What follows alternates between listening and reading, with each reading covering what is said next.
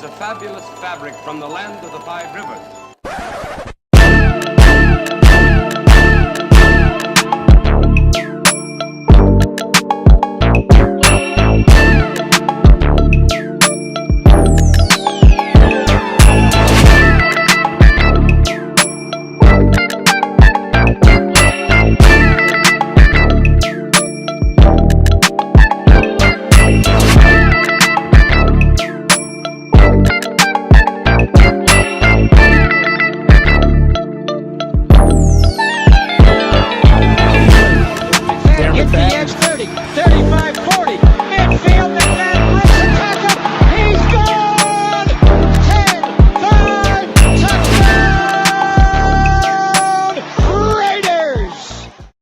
Years ago, when we came to Los Angeles, I really believed that the greatness of the Raiders would be in its future.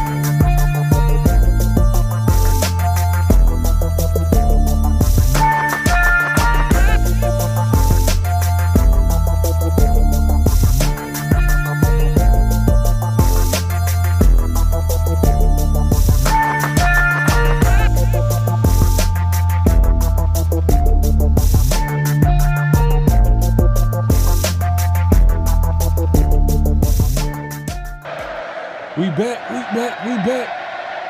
Man, y'all already know what time it is. Oh, you didn't know? 50-50. Welcome to the 50-50 Show with PharoahNFL and the Severe Raider, the realest show for Raider Nation. The perpetuation of the greatness of the Raiders to take a professional football team and give it a distinct characteristic that's different from all others. Make sure to clock in, like, comment, subscribe, and hit that notification bell. Make sure to clock in, hit that like button, hit that subscribe button, hit that notification bell. Man, here we go, man. We back, man. 50-50 Show. My guy, Severe Raider. If you haven't already, make sure to subscribe. We're going live on both of our channels, so definitely go ahead and do that. Obviously, clock in, as we like to say it on this channel. Make sure to hit that like button. We got to remind y'all, because sometimes y'all forget, but it's all good. But we got plenty to talk about today. Man, the Raiders always keep it interesting. There's always something that, you know, being a Raider fan, you know, obviously the team hasn't won, but they find a way to keep it interesting. And we'll get into all that talk. Trey Hendrickson is available. Trade. We'll talk about it, see if it's a Raiders fit. It's something that the Raiders look into. Obviously, the quarterback, you see the thumbnail. Anthony Richardson is relegated to backup duties now because Daniel Jones was announced the starting quarterback for the entire season for the Indianapolis Colts, which is crazy because they picked that guy the fourth overall pick. Is he available in a trade? We'll talk about it. Are the Raiders a possible fit?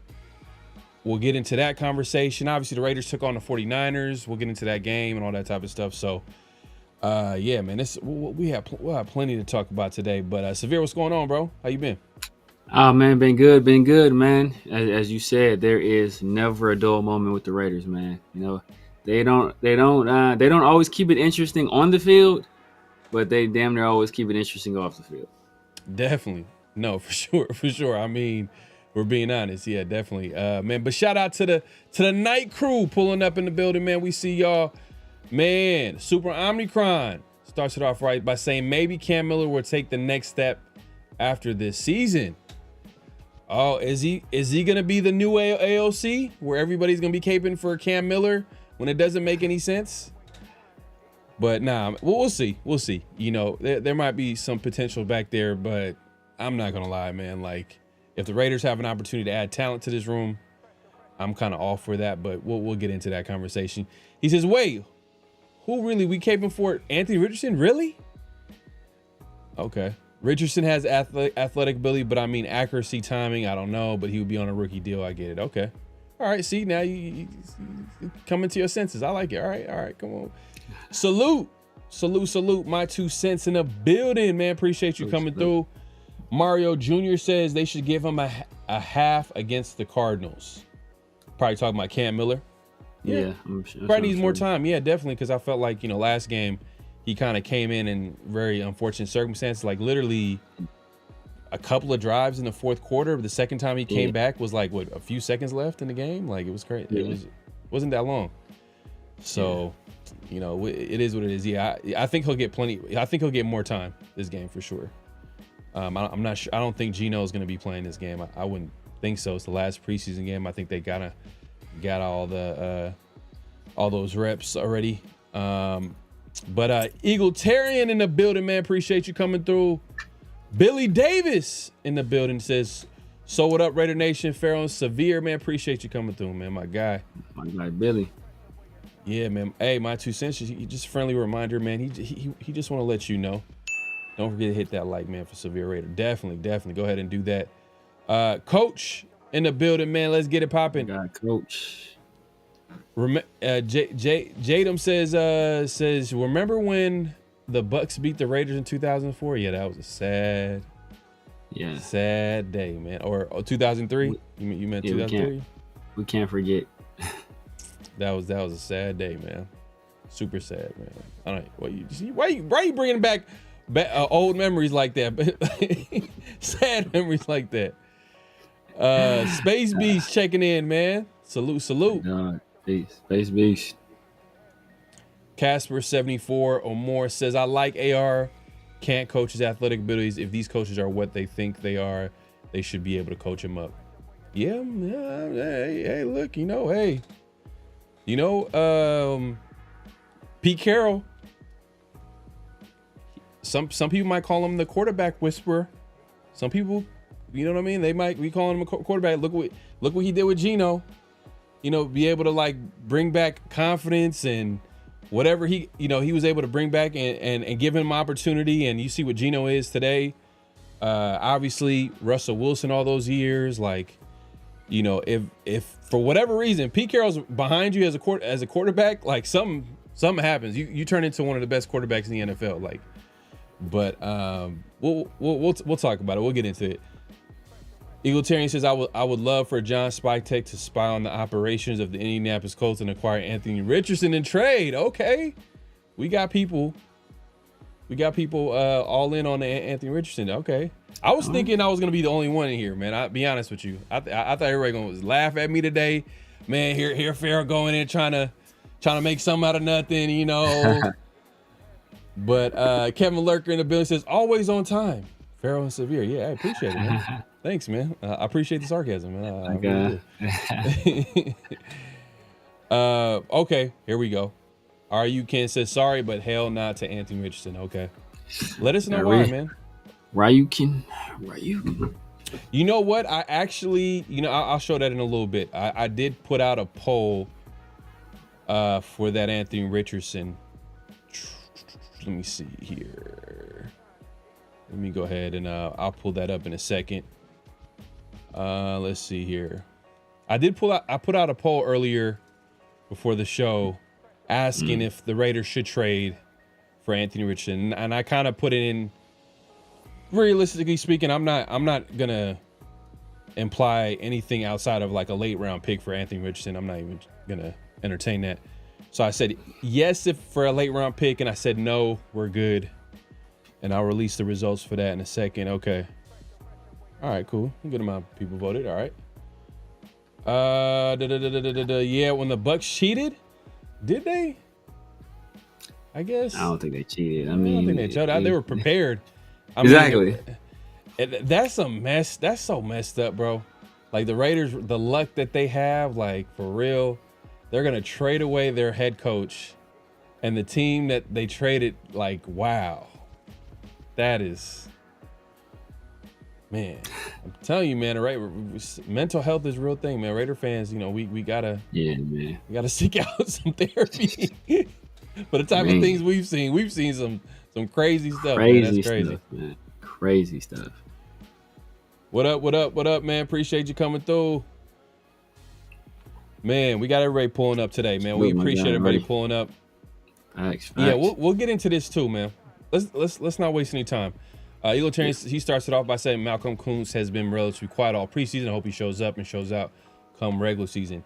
Yeah, man. I guess let's talk about it, man. 49ers Raiders, last preseason game. Obviously, we don't care who wins. That's not really the objective. Exactly. We just want to see like certain aspects, certain details of the game, certain improvements, certain flashes from young players.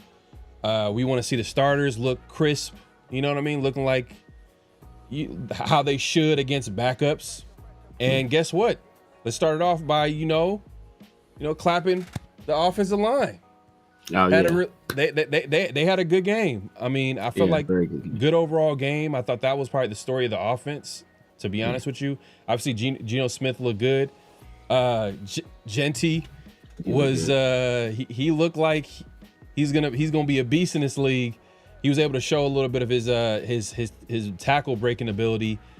I'll say this. I did like that he was physical. He came out there. He didn't shy away from contact, but I don't think he should be making a living trying to run over linebackers head on like that.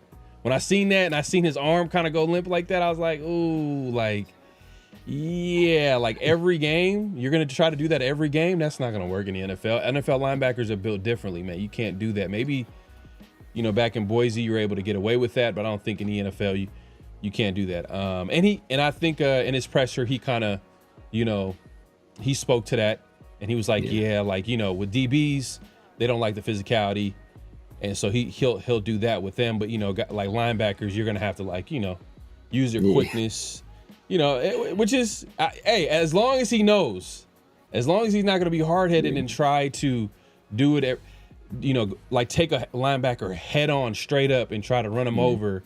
These guys, they get paid too, man. They get paid too. And that thing, to me, in my opinion, it catches up, especially because we had concerns about his size.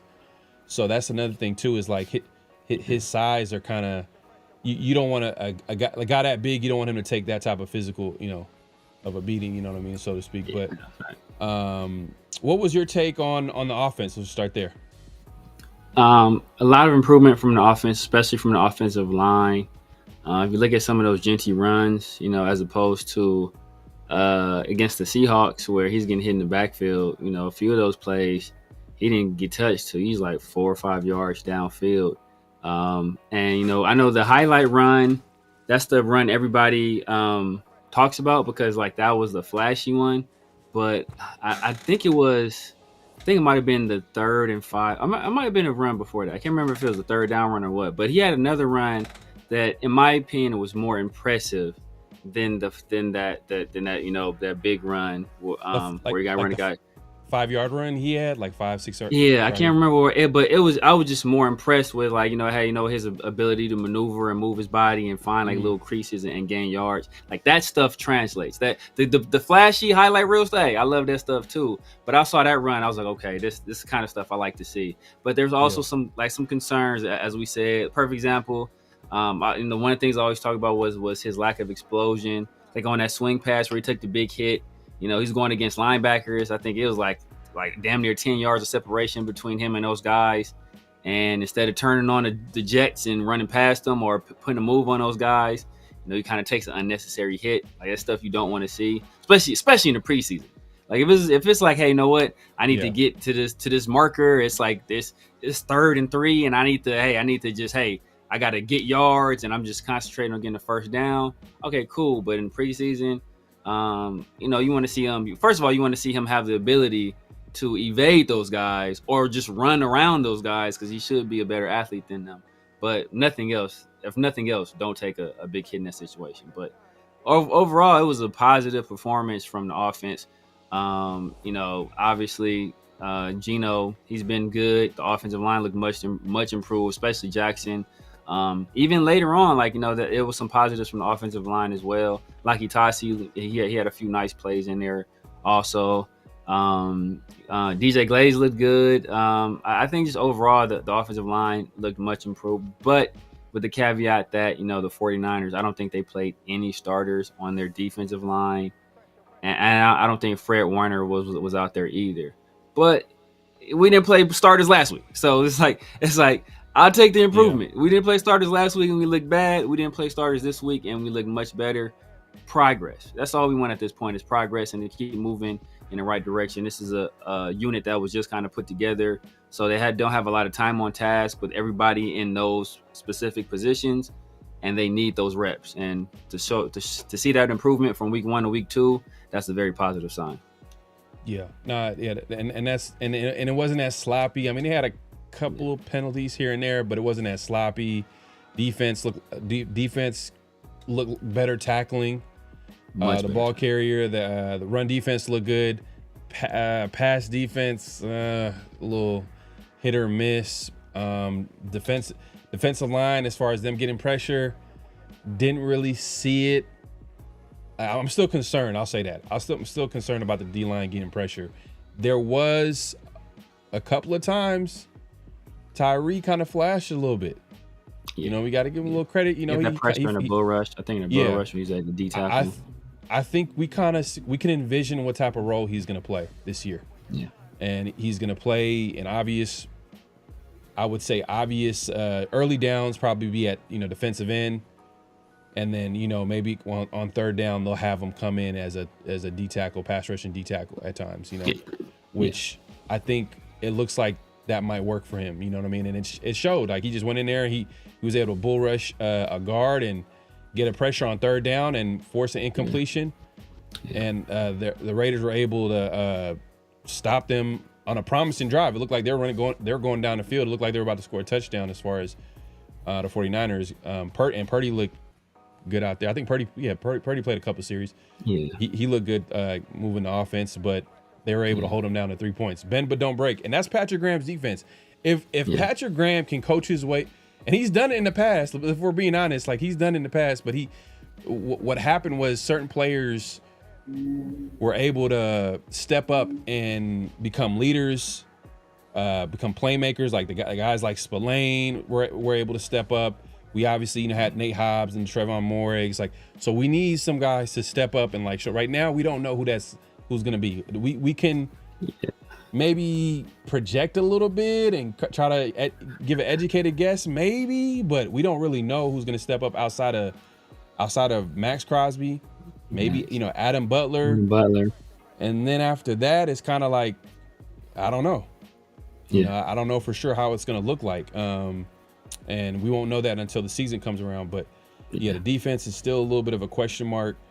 But it looked better than it did that first preseason game. Yes.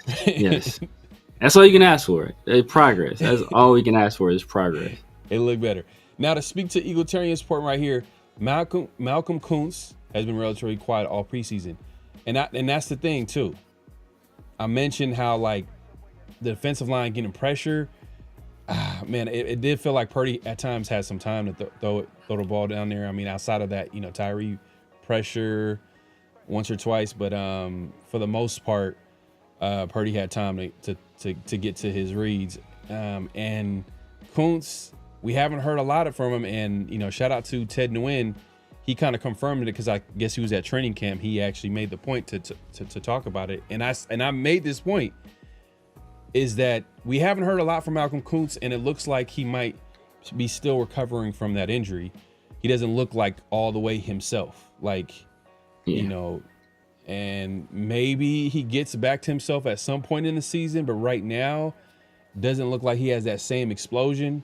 You know, the ACL injury could take some time to, you know, for a player to get to their normal. Unless you're, like I said, unless your name is Adrian Peterson, then, you know, you can forget about it. But, and if that's the case, then who's going to step up? Who's going to be that other that pass rusher, you know, that can complement Max Crosby? Right now, we don't even know. But I will say though, like, outside of the starters, defensive line, certain guys kind of flashed. Not gonna lie, from the JJ Pegues, Tonka Hemingway. There's a few guys on defensive. The Carter kid, I think it's Andre Carter. The Raiders coaching staff is pretty high on Thomas Booker. You know, some people they're projecting him to possibly start. And to be honest with you, they're talking about him being a projected starter, but then they're also saying like they have so many pieces on that defensive line that give you different strengths and weaknesses. They're going to throw different combinations. And I heard someone say there was a combination where they had Max Crosby at defensive end, Adam Butler at defensive end, and then did they have Thomas Booker? I think Thomas Booker in the inside. Thomas Booker and Laulu. I think it was Thomas Booker and Laulu. Yeah, so that's like that was an interesting package, but that's not the only lineup that they're throwing, like different lineups. So a guy like Patrick Graham, maybe he might just, whatever the game plan is that week, whatever the opponent, whatever weakness, whatever they're trying to, you know, take advantage of, I guess they'll figure it out that week, and that player is gonna get the most snaps. Kind of similar to, not, I want to say 100% similar, but to Gus Bradley and how, you know, he had like a rotation of D tackles come in, you know, to get after the quarterback to keep him fresh. But I'm not sure if it's going to be the same though. I'm not sure if that's going to work. But do you think the Raiders should probably look into adding another pass rusher opposite of Max Crosby? Well, to address what the egalitarian was saying, just in terms of Kuntz, well, two things. First, he just got back.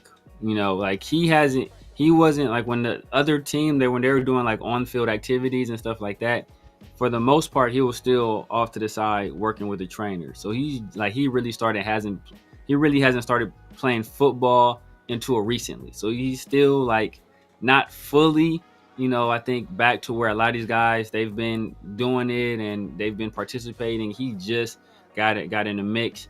And then I think some of it is mental as well. We were always worried about, you know, like how we would look recovering from ACL. You know, you pointed out several times that, you know, usually takes a year. And, you know, we're kind of seeing that on the field. He doesn't look as explosive. He doesn't look, you know, like as twitchy, and he still looks strong. You know, he still had a few good reps to get against the run, but, you know, it's not the pass rush that we saw at the end of that 2023 season. So there is some cause for concern there, but I think, you know, I really think a lot of it is mental. And I think that when you come off an injury like that, like a lot of times you protect yourself and you don't want to, you know, like how you step, and, you know, when it's guys around you, like football is going to be people around your legs all the time, and you see guys around your legs, and you got to like especially like his injury was kind of a freak injury. So that's even more, like that plays even more your mental, like, well, dang, like, you know, any time it's can happen. Was it non-contact? Was it non-contact? It was non-contact. Non-contact. They were running like onto the field from like the weight room or something like that. So like that stuff can affect you psychologically. I think some of it is that as well. So you hope that at some point it clicks for him, but if not, you know, we could be in for some trouble because, as you said in your question, like there's not a lot of pass rush helping his team. And even if you look at the game against the 49ers, like the first unit we had out there, that we had Max, I want to say it was Max, Laulu, Butler, Booker, and like Pratt on the end. like, and as a pseudo like stand up linebacker, but almost like a rush type end. Like that was the lineup we came out with. We didn't even come out with, and it could be because of the formation, but we didn't even come out with Malcolm Kuntz as a like quote unquote starter on the first play of the game. So if we don't generate a pass rush, we could be in for a long year. Yeah, and we'll probably circle back on this too, because I know one of the things we're going to talk about is possibility of Trey Hendrickson being a Raider. Not to say that's going to happen, but is it a good fit? It sounds like it could be a good fit, but what is it going to take? But we're going to get into that conversation a little bit. But hey, man, if you haven't already, make sure to clock in, hit that like button, hit that subscribe button, hit that notification bell. But yeah, man, certain players flashed. I know one of the things that we want to look into is that Cam Miller AOC. I don't know if the Raiders are going to move Cam Miller in front of AOC based off last game.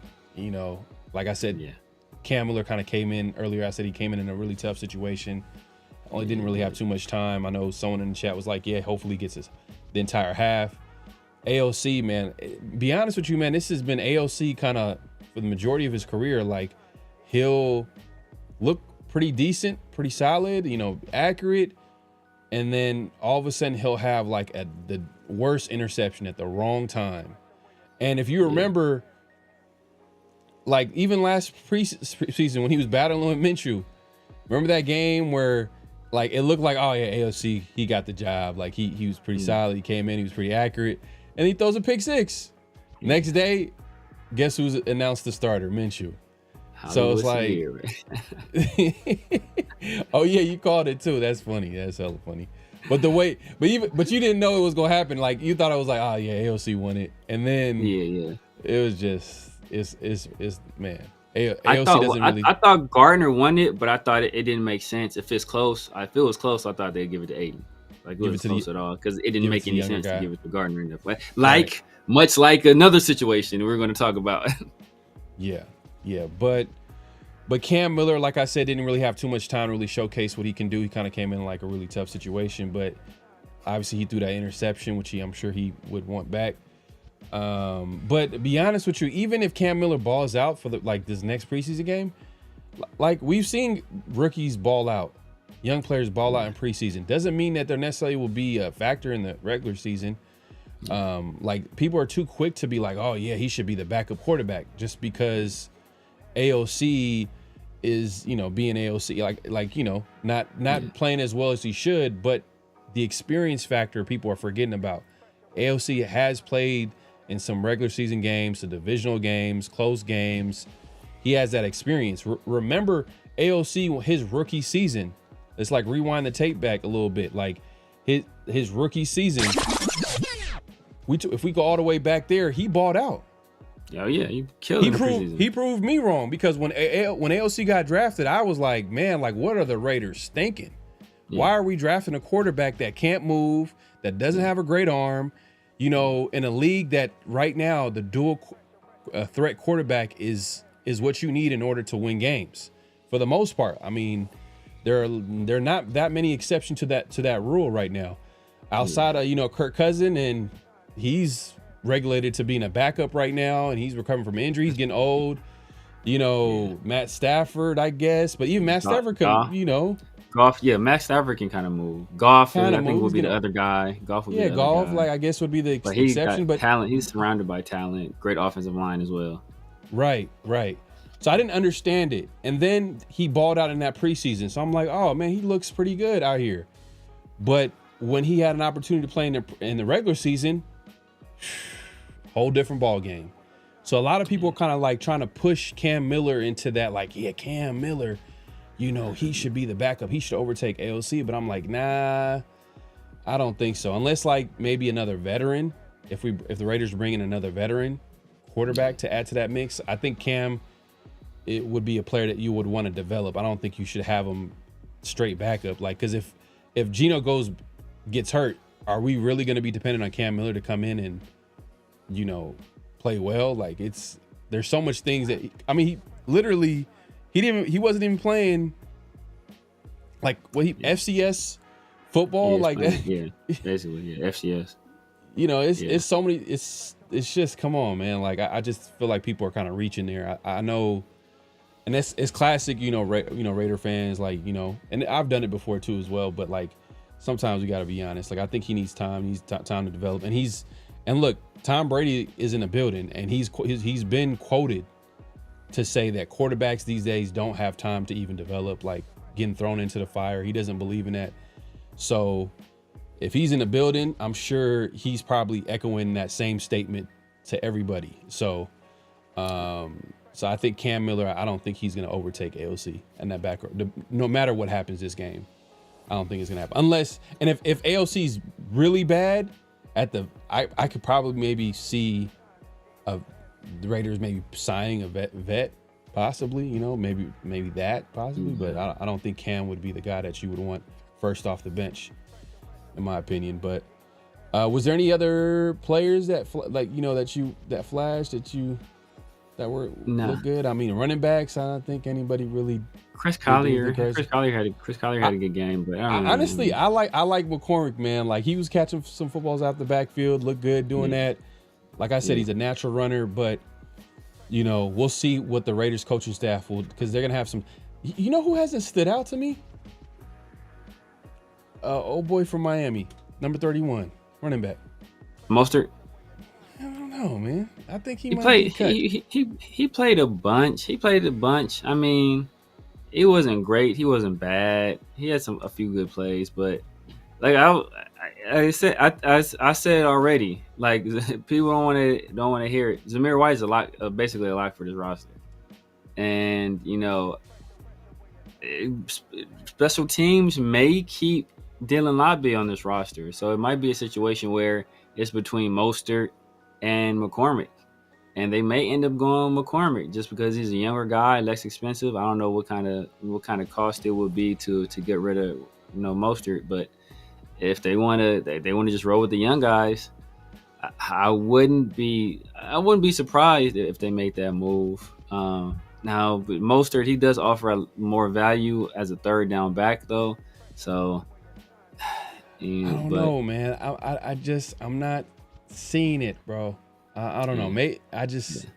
He didn't, because I know you spoke about Genty kind of going head on with a linebacker when he should have probably juked the guy on a special linebacker. And he admitted that too as well.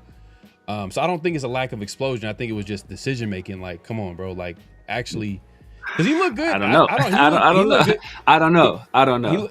No, don't get me wrong. I'll say this. I love the physicality. I saw the tackle breaking ability. I think DBs won't be able to tackle him. Even a linebacker, when he went head on, like I felt like he won that. Like the linebacker kind of fell down. Like I feel like he fell forward. Linebacker fell forward, and to me it was a stalemate because he knocked him back, and linebacker fell forward.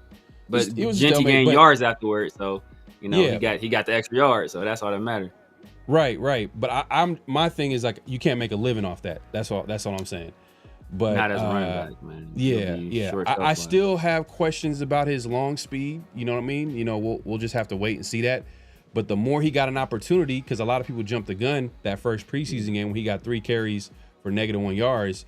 When he got more carries, and also, like Pete Carroll said a week ago, they're going to keep it super vanilla right now. So Chip Kelly factor and how he's going to change it. He's going to be a factor in that run game, the motions, the different formations, on how they're going to try to, open some lanes for Genty. That's going to be another layer to it too as well. So like, I want to see. I want to. It's going to be fun. Every Sunday is going to be interesting to see him like grow and develop into a player. So it's a wait and see with him. But I'm trying to think. That's pretty much it. Yeah, as far as nobody else really flashed. I mean, he was Chris Smith. He didn't look.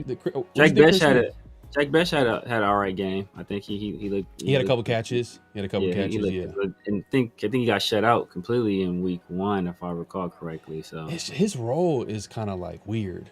Like, what is he? Is he going to be like the first man off the bench type deal? Like, Jacoby got They're to trying use to the play him bathroom. outside, and he's not an outside receiver. In my opinion, he's not an outside receiver. He's not an outside receiver. So. Hey, Jacoby got to Jacoby had to go to the bathroom. bathroom or something like that. Jacoby had to be getting like a fresh twist. Like, oh man, let me get this. Like, Man, because Jack Jacoby, and the only reason I say Jacoby is because they've been using Jacoby a lot in the slot. Yeah. In the slot. But they got Jack Best playing outside. I don't think that's where he belongs. I think Jack Best could be a very good slot receiver. But outside, I don't think he can win consistently.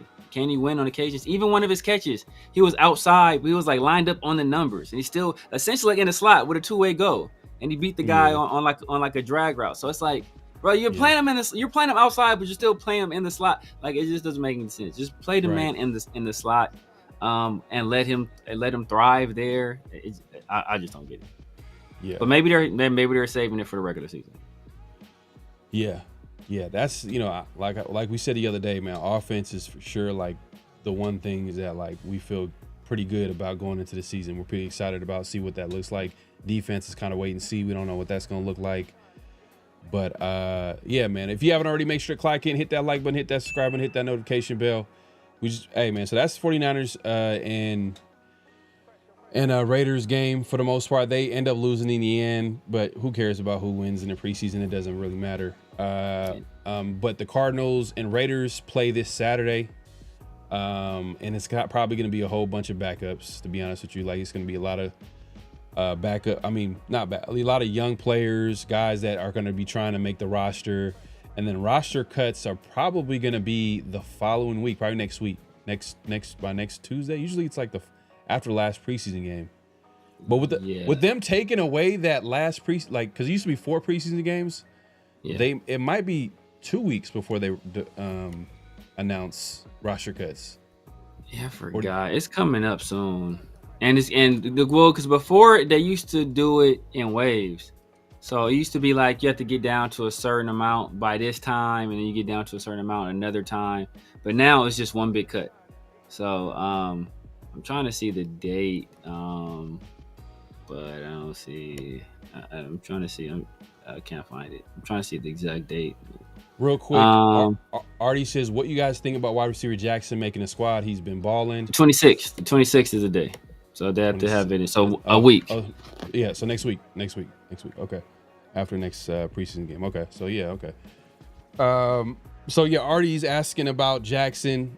I think it's related to Bo Jackson. Yes, he says he's been balling. Does he even have a chance to make a roster? I don't think so. He looks like a practice squad kind of guy to me. I think, if we think about the receiver core, we got Jacoby Myers, Dante Thornton, Trey Tucker, Besh. Those guys is like locked in. Locked in.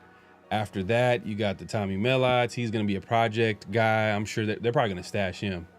Oh, Tommy Mellott hurt his ankle. He's on injury reserve. They're gonna figure out a way to stash him. They're not. I don't think they want him to go to practice squad because I think they looked at him as a project when they drafted him. So I don't think they want him to go anywhere. But Tommy Mellott is there. You got obviously Jackson, and then you got Bachman. I think, and then they got Collins. Colin Johnson. Colin Johnson. So there's like 2 big receivers. I think if you look at, do we have? Then they moved Justin Shorter back to receiver from tight end. He was converted tight end last year, and they moved him back to receiver this year. I might go with Bachman, but yeah, it might come down to this last preseason game. To be honest with you, it might come down to it. Personally, I'd go with Jackson, but the Raiders are going to go with Bachman. They're going to go with Bachman. But Bachman I think he's had like a really good training camp. Yes. Obviously Jackson, he flashed in that first preseason game. Yeah. But that's why I said it might come down to this last preseason game possibly. If it's close, this might be the tiebreaker because you never know what the Raiders might lean towards. But when you start looking at like that 4th, 5th receiver spot, you start looking at special teams. Special teams, yeah. So who's going to give you that special teams value? Mellott might Melite might be the guy because he did have like that 41-yard return against the 49ers. Nice little return if he gives that. But then like he's literally not going to give you anything. Anything. So they might. So do you think they might carry? Damn. I don't know if they're going to carry 6 receivers though. I doubt it because I think they'll opt for a fourth tight end before they opt for another receiver. Because Carter Runyon's been playing really well. That's another guy too that's played good too. Carter Runyon, he looks good. Yeah. And Kadir week 1 looked pretty good. Kadir Ishmael, ironically the nephew of Raheed Ishmael. Yeah, you got Michael Mayer, Ian Thomas, obviously Brock Bowers, and then that you mentioned the other tight end. So like that's a whole, and they're gonna run a lot of 12 personnel, so they probably want depth at that position. Yeah. So yeah, man, I'm not sure. I don't think Jackson will make the squad, but it might come down to this last preseason game, to be honest with you. Yeah. Personally, I would go with Jackson just because of the upside, but because of all the intangible stuff, I think they're gonna go with Bachman. And they feel comfortable with him. He's been around a few years. He kind of knows the lay of the land. I think they'll go with him. Or, little just random scenario here, they might opt for just getting. They probably want a veteran. Maybe they look at who of the other cuts around the league and they go for a receiver that's not currently on the roster. That'd be interesting. To be honest with you, it's a possibility. But yeah, man, like I said, if you haven't already, make sure to clock in, hit that like button, hit that subscribe button, hit that notification bell. We got Ravens fans in here. Man, stop hating, man. Y'all, I can't even hate on the Ravens. Ravens got a squad, but yeah, exactly. It's like, damn. That's funny, man. All right. Yeah, man, they're going back and forth, man. We see y'all in here. Yeah. But yeah, man, let's get into the possibilities of some of these guys who could be in the trade market. Yeah. And the first one is Trey Hendrickson is obviously what they're going through, what he's going through with the Bengals. They're at a contract impasse. Jordan Schultz, I think he came out and said that, like they're literally shopping him. They're looking to trade him.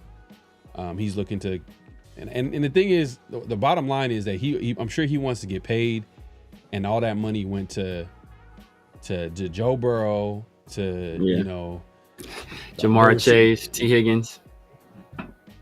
It's like that's the bottom line. The money, just all that money went to one part of the team, and it was the wide receiver and the quarterback. That's it. And I seen like a play where like Joe Burrow was back there running around.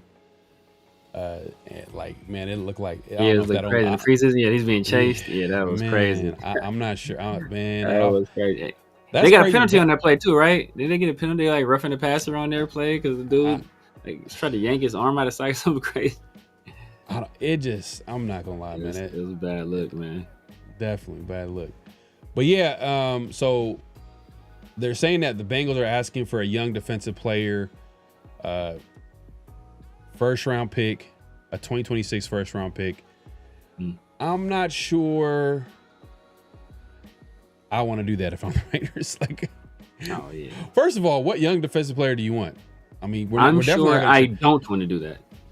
Yeah, like we don't have no young defensive player. You know what I mean? Tyree. Max Crosby. Okay, Tyree. But I'm not giving up a first round pick for a 31-year-old who could easily just show up next year or this season and have like 2 sacks. Like, nah, let's not do that. And also pay him like $30 million a year at least. Exactly. Like, that's the part right there. I'm gonna pass. This is an easy answer. I don't know why Raider Nation wants to look into this. I understand. And someone earlier was talking about Kuntz. Is definitely a concern. They need someone to complement Max Crosby. Kuntz is not 100%. I get it 100%, but I don't think we should, mortgage the future when we got so many holes. Like, it's not going to work. You're going to trade for this guy, and we're not going to win a Super Bowl. Like, it's not a Super Bowl winning move. Like, this is the type of move that you do when you got everything. So you can mortgage. You can go ahead and mortgage the future. Exactly. Because you're ready to win now. And the Raiders are not ready to win now because they have other holes on the roster. So it just doesn't make sense to me to do this move. Yeah. In my opinion, man. What's your take on this Hendrickson trade? Yeah, I mean, first off, I think just that trade request, that's negotiation tactics. They know damn well that they're not getting no young impact player and a first round pick. Like they're not dumb, but that's one of those things you put out there, and then all right, we can work backwards from here. All right, like somebody says, hey, you know what, they say I want a first round pick and a young impact player, and the Raiders say, hey, you know what, we'll trade you Thomas Booker. It's like, and then you start working, nibbling, at the ends, trying to figure out, okay, where can we kind of meet in the middle, if you're going to execute a trade. But if I'm the Raiders, as you said before, I'm not doing it. Spytek during the game versus the 49ers was talking about how much he loved having all those draft picks and how he wished he could do that all the time. And so I don't see him, trading a early round pick, right? You trade if it's a first round pick, you're expecting that guy to be like, within the first few years of his contract to be an all pro level player or at least a Pro Bowl level player. And so I don't think you're going to trade that valuable of an asset to have a young piece on your team on an inexpensive contract for an aging player that's going to be expensive as well. And you definitely don't trade for Trey Hendrickson if you don't have a contract already agreed to. So whoever trades for him, they would be fools, especially if they're giving up, anything higher than the third. If it's the third or higher, they will be idiots not to already have a contract agreement in place, or at least a framework for a contract in place to get it nailed down. So as soon as the trade is consummated, within a few hours, bam, this deal is signed. I think it's going to be a situation where the team is going to agree to the compensation, and then they're going to allow probably the agent to talk to the other team, negotiate the contract or whatever. But it's just not worth it. It's just on so many levels. Like, you're not getting a younger player back. You're going to pay all this money, and then we just traded away all the assets that we needed in order to improve the team because we have other holes. Then the same fan base is going to be complaining like, oh man, we don't have a D-tackle. Oh, we don't have this offensive line. We don't have this left tackle, or we don't have this quarterback, or we don't have this receiver. But we don't have the assets anymore because we traded away, or we have too much money, like paying a guy that is aging, who most likely is going to get worse and worse as he ages. But I don't want to say all that. Like, he might age like wine. You never know. He might play. He got probably another 3 years, 4 years left. But I'm just saying, like, I just don't think it's a good move to make. It's not a good. It's not a. I don't know. It's just not a fit for the Raiders and what they got going on right now. But yeah, that's just our take on it. It doesn't fit with our timeline, like you said. We're not one pass rusher away from being a contending team. Yeah, man. Like, but this other move though. This other move, just to pivot a little bit, shout out to Ryan Clark. Shout out to Ryan Clark for sure. Pivot. This other move that I'm going to talk about is with Anthony Richardson, quarterback of the Colts. Recently, the Colts announced the starter for the season, and it was Daniel Jones. Who would have thought? That's crazy. You lose a job to Daniel Jones, your confidence must be at the bottom of the. You got to be all time. Like, you got to feel like, bottom. Bro, Daniel Jones came and took your job, man. That is crazy. Yeah. But Daniel Jones is the starter for the Colts. And it's crazy, that whole situation is that same regime that is making the call to Daniel Jones to be a starter drafted Anthony Richardson. It's not like a new regime, new head coach, new GM. It's the same one. So it's like, damn, like you guys must feel like you guys are on the hot seat right now, and you got to do whatever it takes to win. And you guys feel like right now AR is not the answer. But like, you drafted a guy number 4 overall. The GM Chris Ballard, literally, if we're being honest, in a very winnable AFC South division, hasn't won the division at all in the 10 years that he's been a GM. Not to say he's a terrible GM, but the facts are the facts. That's he's going to be on the hot seat. Yeah. And then you got the head coach Steichen, who might be a better OC than head coach. This is not a situation like the 49ers, because today I was going back and forth with somebody about, AR is just bad and yada yada yada. Like Steichen and Ballard are not going to be on hot seat. But guess what? They haven't won. This is not the Kyle Shanahan situation where, they were going into NFC Championship games and winning all these games. And what I'm speaking to is Kyle Shanahan similarly drafted a quarterback high in Trey Lance. They actually traded up for Trey Lance and traded up draft capital. It didn't work out, but they were able to recover because they won a lot of games. They went to the Super Bowl, NFC Championship games, many playoff runs. That's why they're still in the building. They're still winning games, so they're able to recover. But guys like Chris Ballard and the head coach Steichen, I'm not sure if they're able to recover because they haven't really been winning like that. And Steichen might be just a better OC than head coach. They literally have you in the building because your ability to develop QBs. Because he did that with Jalen Hurts. We seen like the early Jalen Hurts were like, I don't know, like he doesn't look like. And then he had a crazy great, probably his best season in the NFL with Steichen at offensive coordinator. Obviously that helped Steichen land his head coach and his first head coaching job with the Colts. He drafts his version of Jalen Hurts in Anthony Richardson, and he hasn't been able to have the same success. And now you're going with Daniel Jones. It's just a crazy situation all around. But that being said, the reason why the Raiders come into play is that Pete Carroll, pull up this quote here. Shout out to Mo Moten. He actually posted this. So this is from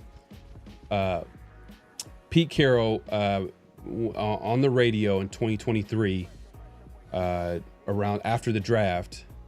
And the question to Pete Carroll was, let me see if I can post this on the screen and see if you guys can see it. You guys can't really see it like that, but yeah. Let's see. Well, okay, I guess we can do it this way. Question: how seriously did you guys consider Anthony Richardson? And he says, Pete, we considered him. Shoot, we flew all the way out there to go see him, not just to see him, but to be around him and watch him, how he handled himself, his program with all the hype that was going. We gave him tremendous consideration. He might be the best athlete that's ever been drafted at that position. He's arguably that, so we had to definitely consider that. So definitely, there was interest there. From Pete Carroll, who's now the head coach of the Raiders. So I'm sure that he's probably going to talk to SpyTech about it. And the Raiders, if right now, the Raiders should be in the business adding talent.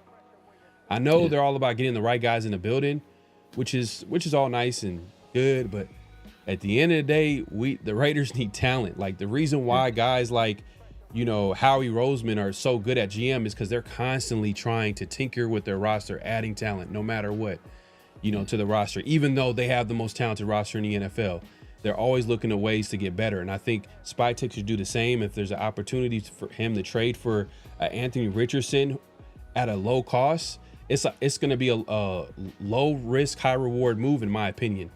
Now, is Anthony Richardson a good quarterback right now? Probably not. There's probably some holes in his game, certain things about his game where, needs to improve. You can argue that he came out too early. That makes sense. I mean, he didn't have a lot of starts coming out, but the talent is there. You know what I mean? You see the athletic ability, you see the physical ability, and Chip Kelly is a head coach that likes to coach mobile. He can coach these mobile quarterbacks. He can work around that. He can devise it. And Chip has always said that, I like to build an offense based off the talent that I have. I'm going to try to accentuate, take advantage of the talent that the players can show out. So I think that a guy like Anthony Richardson could sit behind Geno Smith and ball out, or develop, I should say. And, if it doesn't work out, it doesn't work out. But I'm just saying, like, do you want AOC or do you want Anthony Richardson?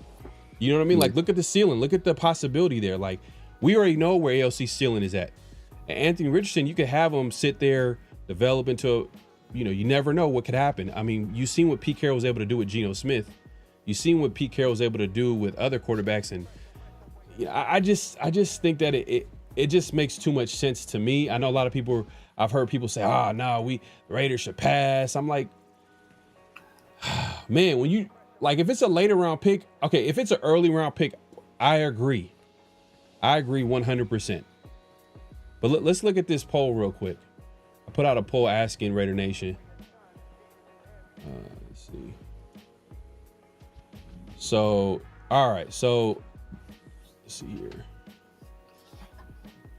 The Colts. So let's see. Can you see it here? Let me see. All right. So here's the results. You see that? Yes for a late round pick. No, we're good. All right. You see the the images I use, man. Pharaoh be cooking these polls, man. Pharaoh be cooking these polls. He be using the. Hey, but it was you always know what answer Pharaoh wants you to give by the picture he picks. He will pick the most terrible picture. Hey, man, I'm being honest though. That's gonna be our quarterback. You see, if we're good, this is the quarterback. This is the quarterback. You see this picture right here, AOC. Then you got and then you got Anthony Richardson, bro. Like I'm being honest. I didn't lie. Did I lie? Is there a lie? Yeah. Do you see any lies? AOC got a filter on the picture. His look awesome. It's not even original. This one got a filter. Look at extra stuff. But look, the results are in. 56% said Anthony Richardson. They'll be good with it for a late round pick. 44% no, we're good. Okay. I mean, Severe, what's your take on it, man? Are you passing on Anthony Richardson if he's available in a trade for a later round pick? It all depends on what the later round pick is.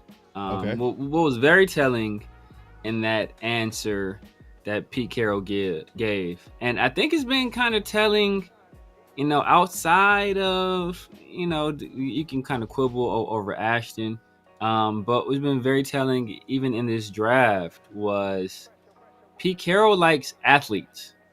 He likes guys that are superior athletes. Mm-hmm. A guy like Caillou Blue Kelly is getting run. Why? Because he's an athlete. I think he ran like a 4.3. The other guy, JT Woods, he's a guy that was getting licks at corner. Why? Because he's an athlete. He ran a 4.3. Like the guys we have, JJ Pegues, good athlete. Tonkin Hemingway, good athlete. Like all these guys are plus athletes. And when he talked about Anthony Richardson, what did he say? Like, he guy might be the most athletic guy to ever play the position. We had to consider it. He didn't talk about like, hey, his accuracy or his ability to read defenses or what he did at Florida. He talked about how good of an athlete he was. So, like, apparently Pete Carroll has an affinity for athletes. You kind of already mentioned Chip Kelly. He has a preference for mobile quarterbacks, athletes, right? But that's not Aiden. We can already establish that. That's not Aiden. That is Cam. Cam is mobile. He does have some athleticism, and he got a little bit of an arm on him too.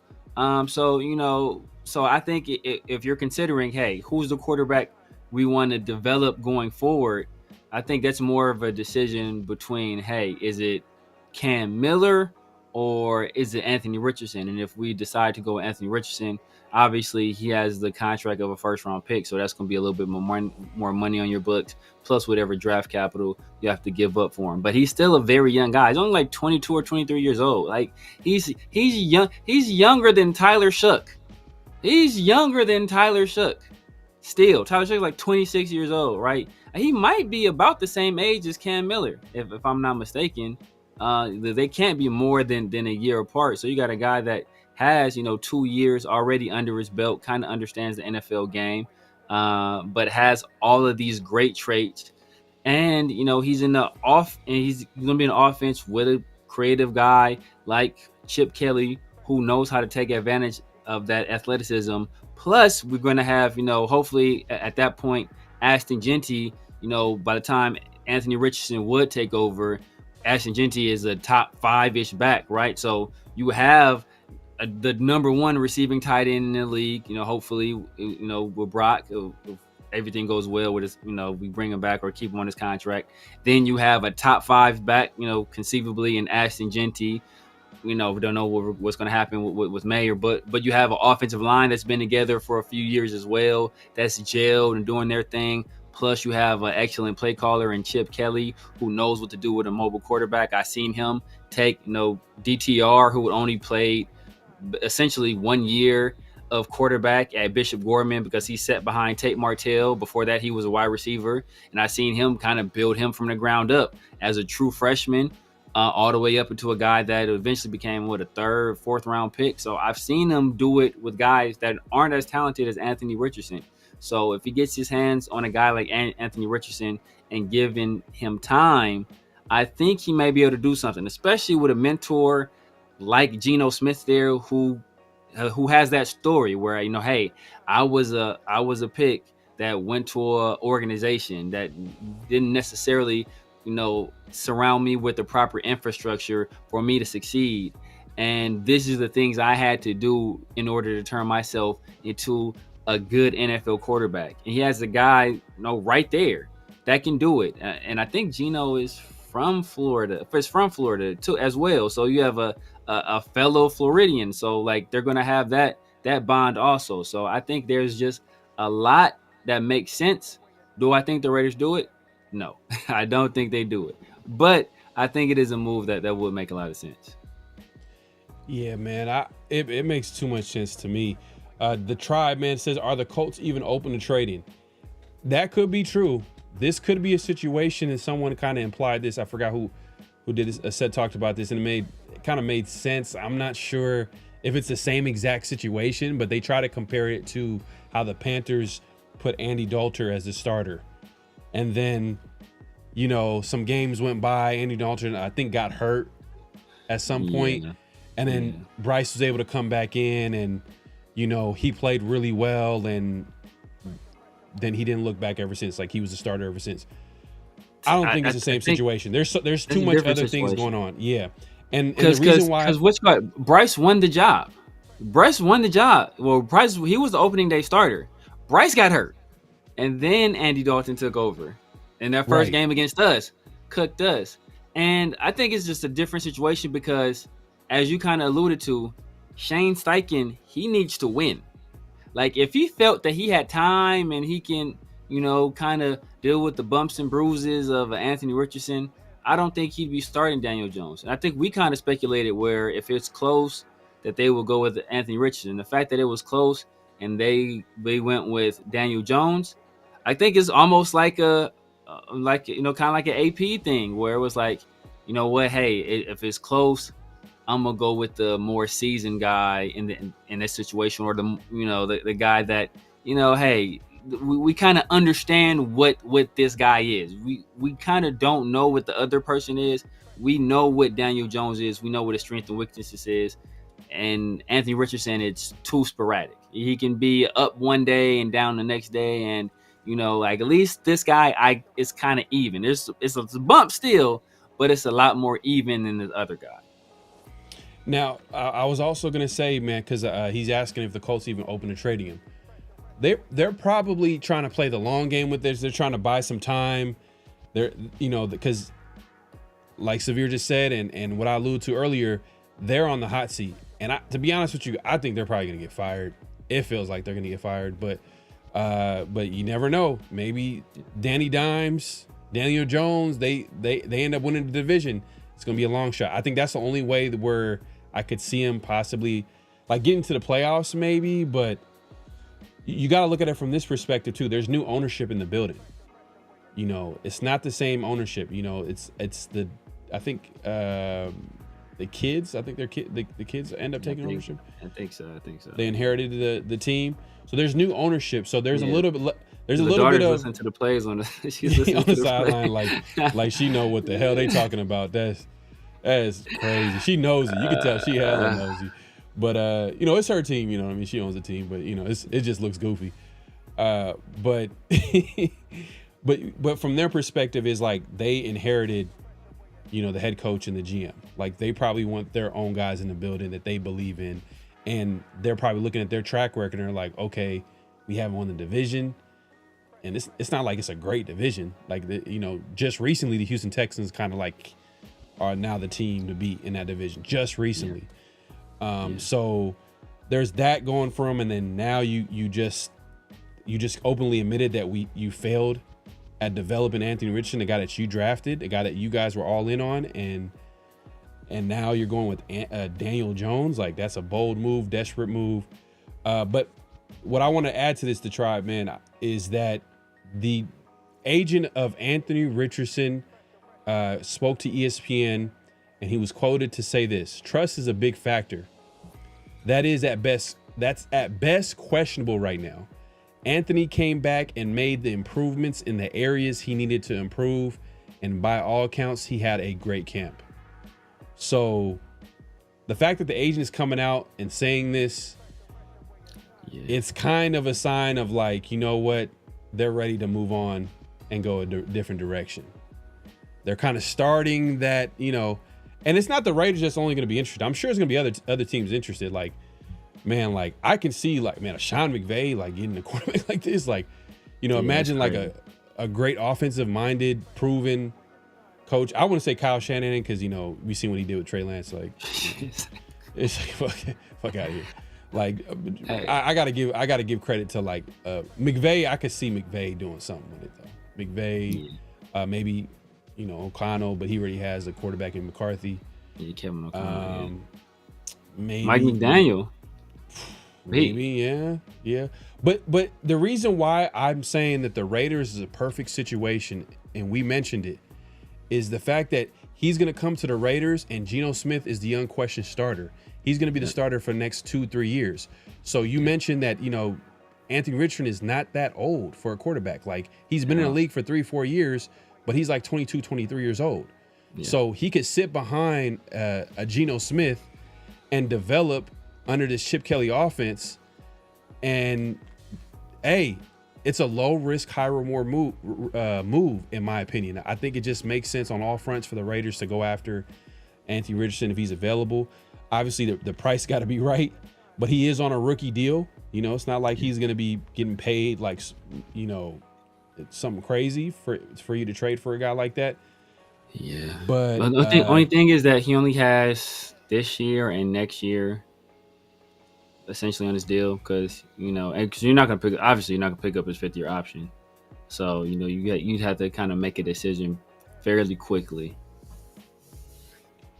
What do you mean, like to trade for him?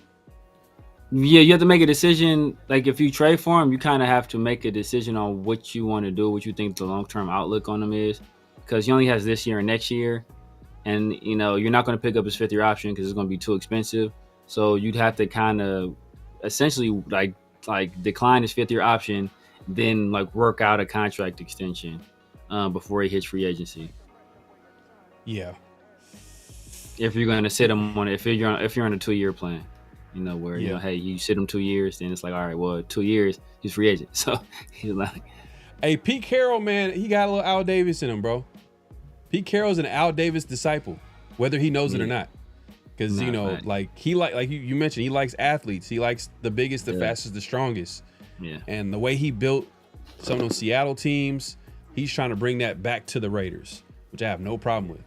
So if he's all for and believes in Anthony Richardson, like just look at history. Like, the fact that he's able to do that with Geno Smith, the fact that he was able to like develop Russell Wilson, you know what I mean? Like, and just, like right now, I'm sure Anthony Richardson is probably, his confidence is really down right now. You just assuming from the outside looking in. A guy like Pete Carroll is a perfect coach to go to. Facts. Perfect coach to go to like, to build you up and develop you. And be wrestling with you and playing, shooting dice. You checking back, shooting dice. You blowing in the dice, shooting dice games. Oh man. Hey man, shout out to Raider Smoke. Appreciate the super chat. He says AR was looking like Denzel on training day after the news. Laugh out loud, man. He said D Jones as a starter is nasty work. Make sure to like sub both channels, man. Appreciate you, my guy. Yeah, I'm sure he was mad, man, because come on, man.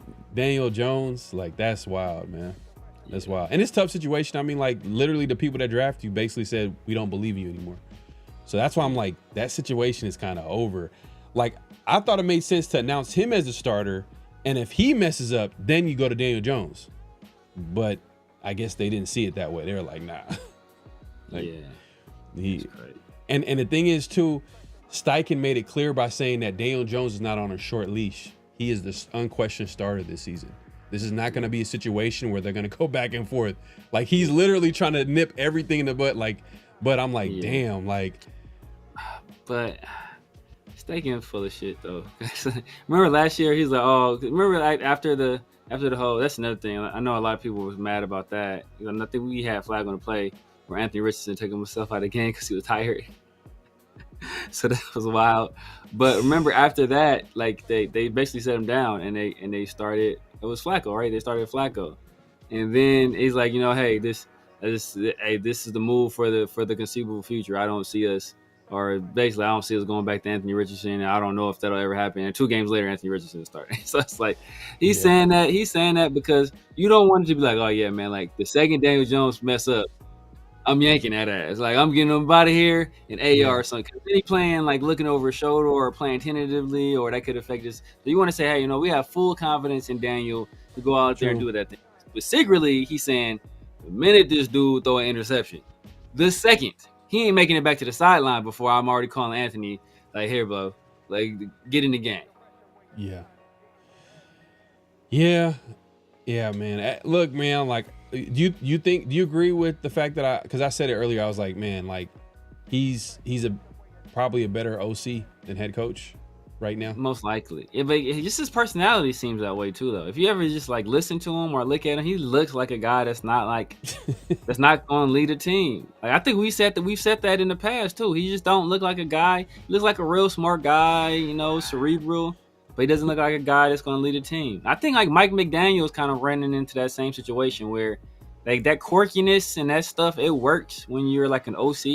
You can be kind of a weird goof nerd type. But when you're a head coach, you gotta be able to command the respect of 53 men plus, 16 practice squad players, right? If you can't do that, then you're not gonna be successful as a head coach. Like Josh McDaniels is probably the best OC in the NFL, but the dude can't command the respect of those 70 dudes, right? He can't hold their attention. He can't hold them accountable. He can't get them to move in one direction for a common goal. So he'll never be a head coach. And that's an important aspect that's not always factored in. Now you also need that other side because AP didn't have the other side. AP had the leadership side, but he didn't have that other side. So it takes both sides. Right. You can hew closer to one side and hew closer to the other, but you need some aspects of both. And if you don't have it, then you'll eventually get exposed. Or two, you sometimes knowing your weaknesses. Like some guys, like for example, like Jim Harbaugh is not known as an X's and O's guy, but he puts the best X's and O's guy he can get.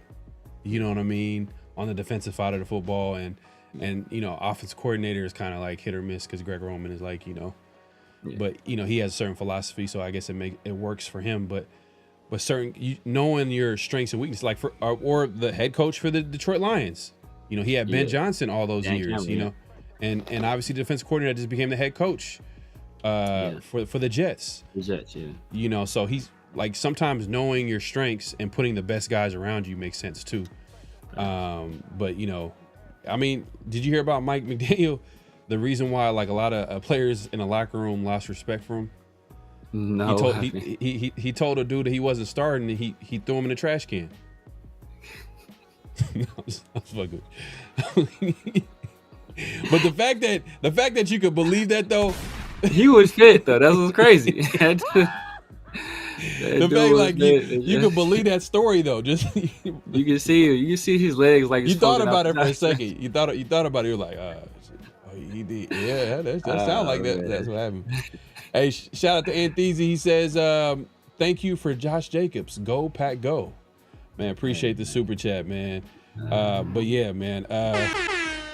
Hey, I think Raiders are good, man. We got the running back that we want right now on I wouldn't say on a cheap rookie deal. He's getting Exactly. That's the thing. That's the thing. It's not a cheap rookie deal for a running back. He's younger though. So you want to pay like great young running backs, but guys like Josh Jacobs is kind of a little bit more riskier because they're getting older. But you rather not pay any running back. You rather that be one of the cheapest positions on your team. You rather that be extremely cheap.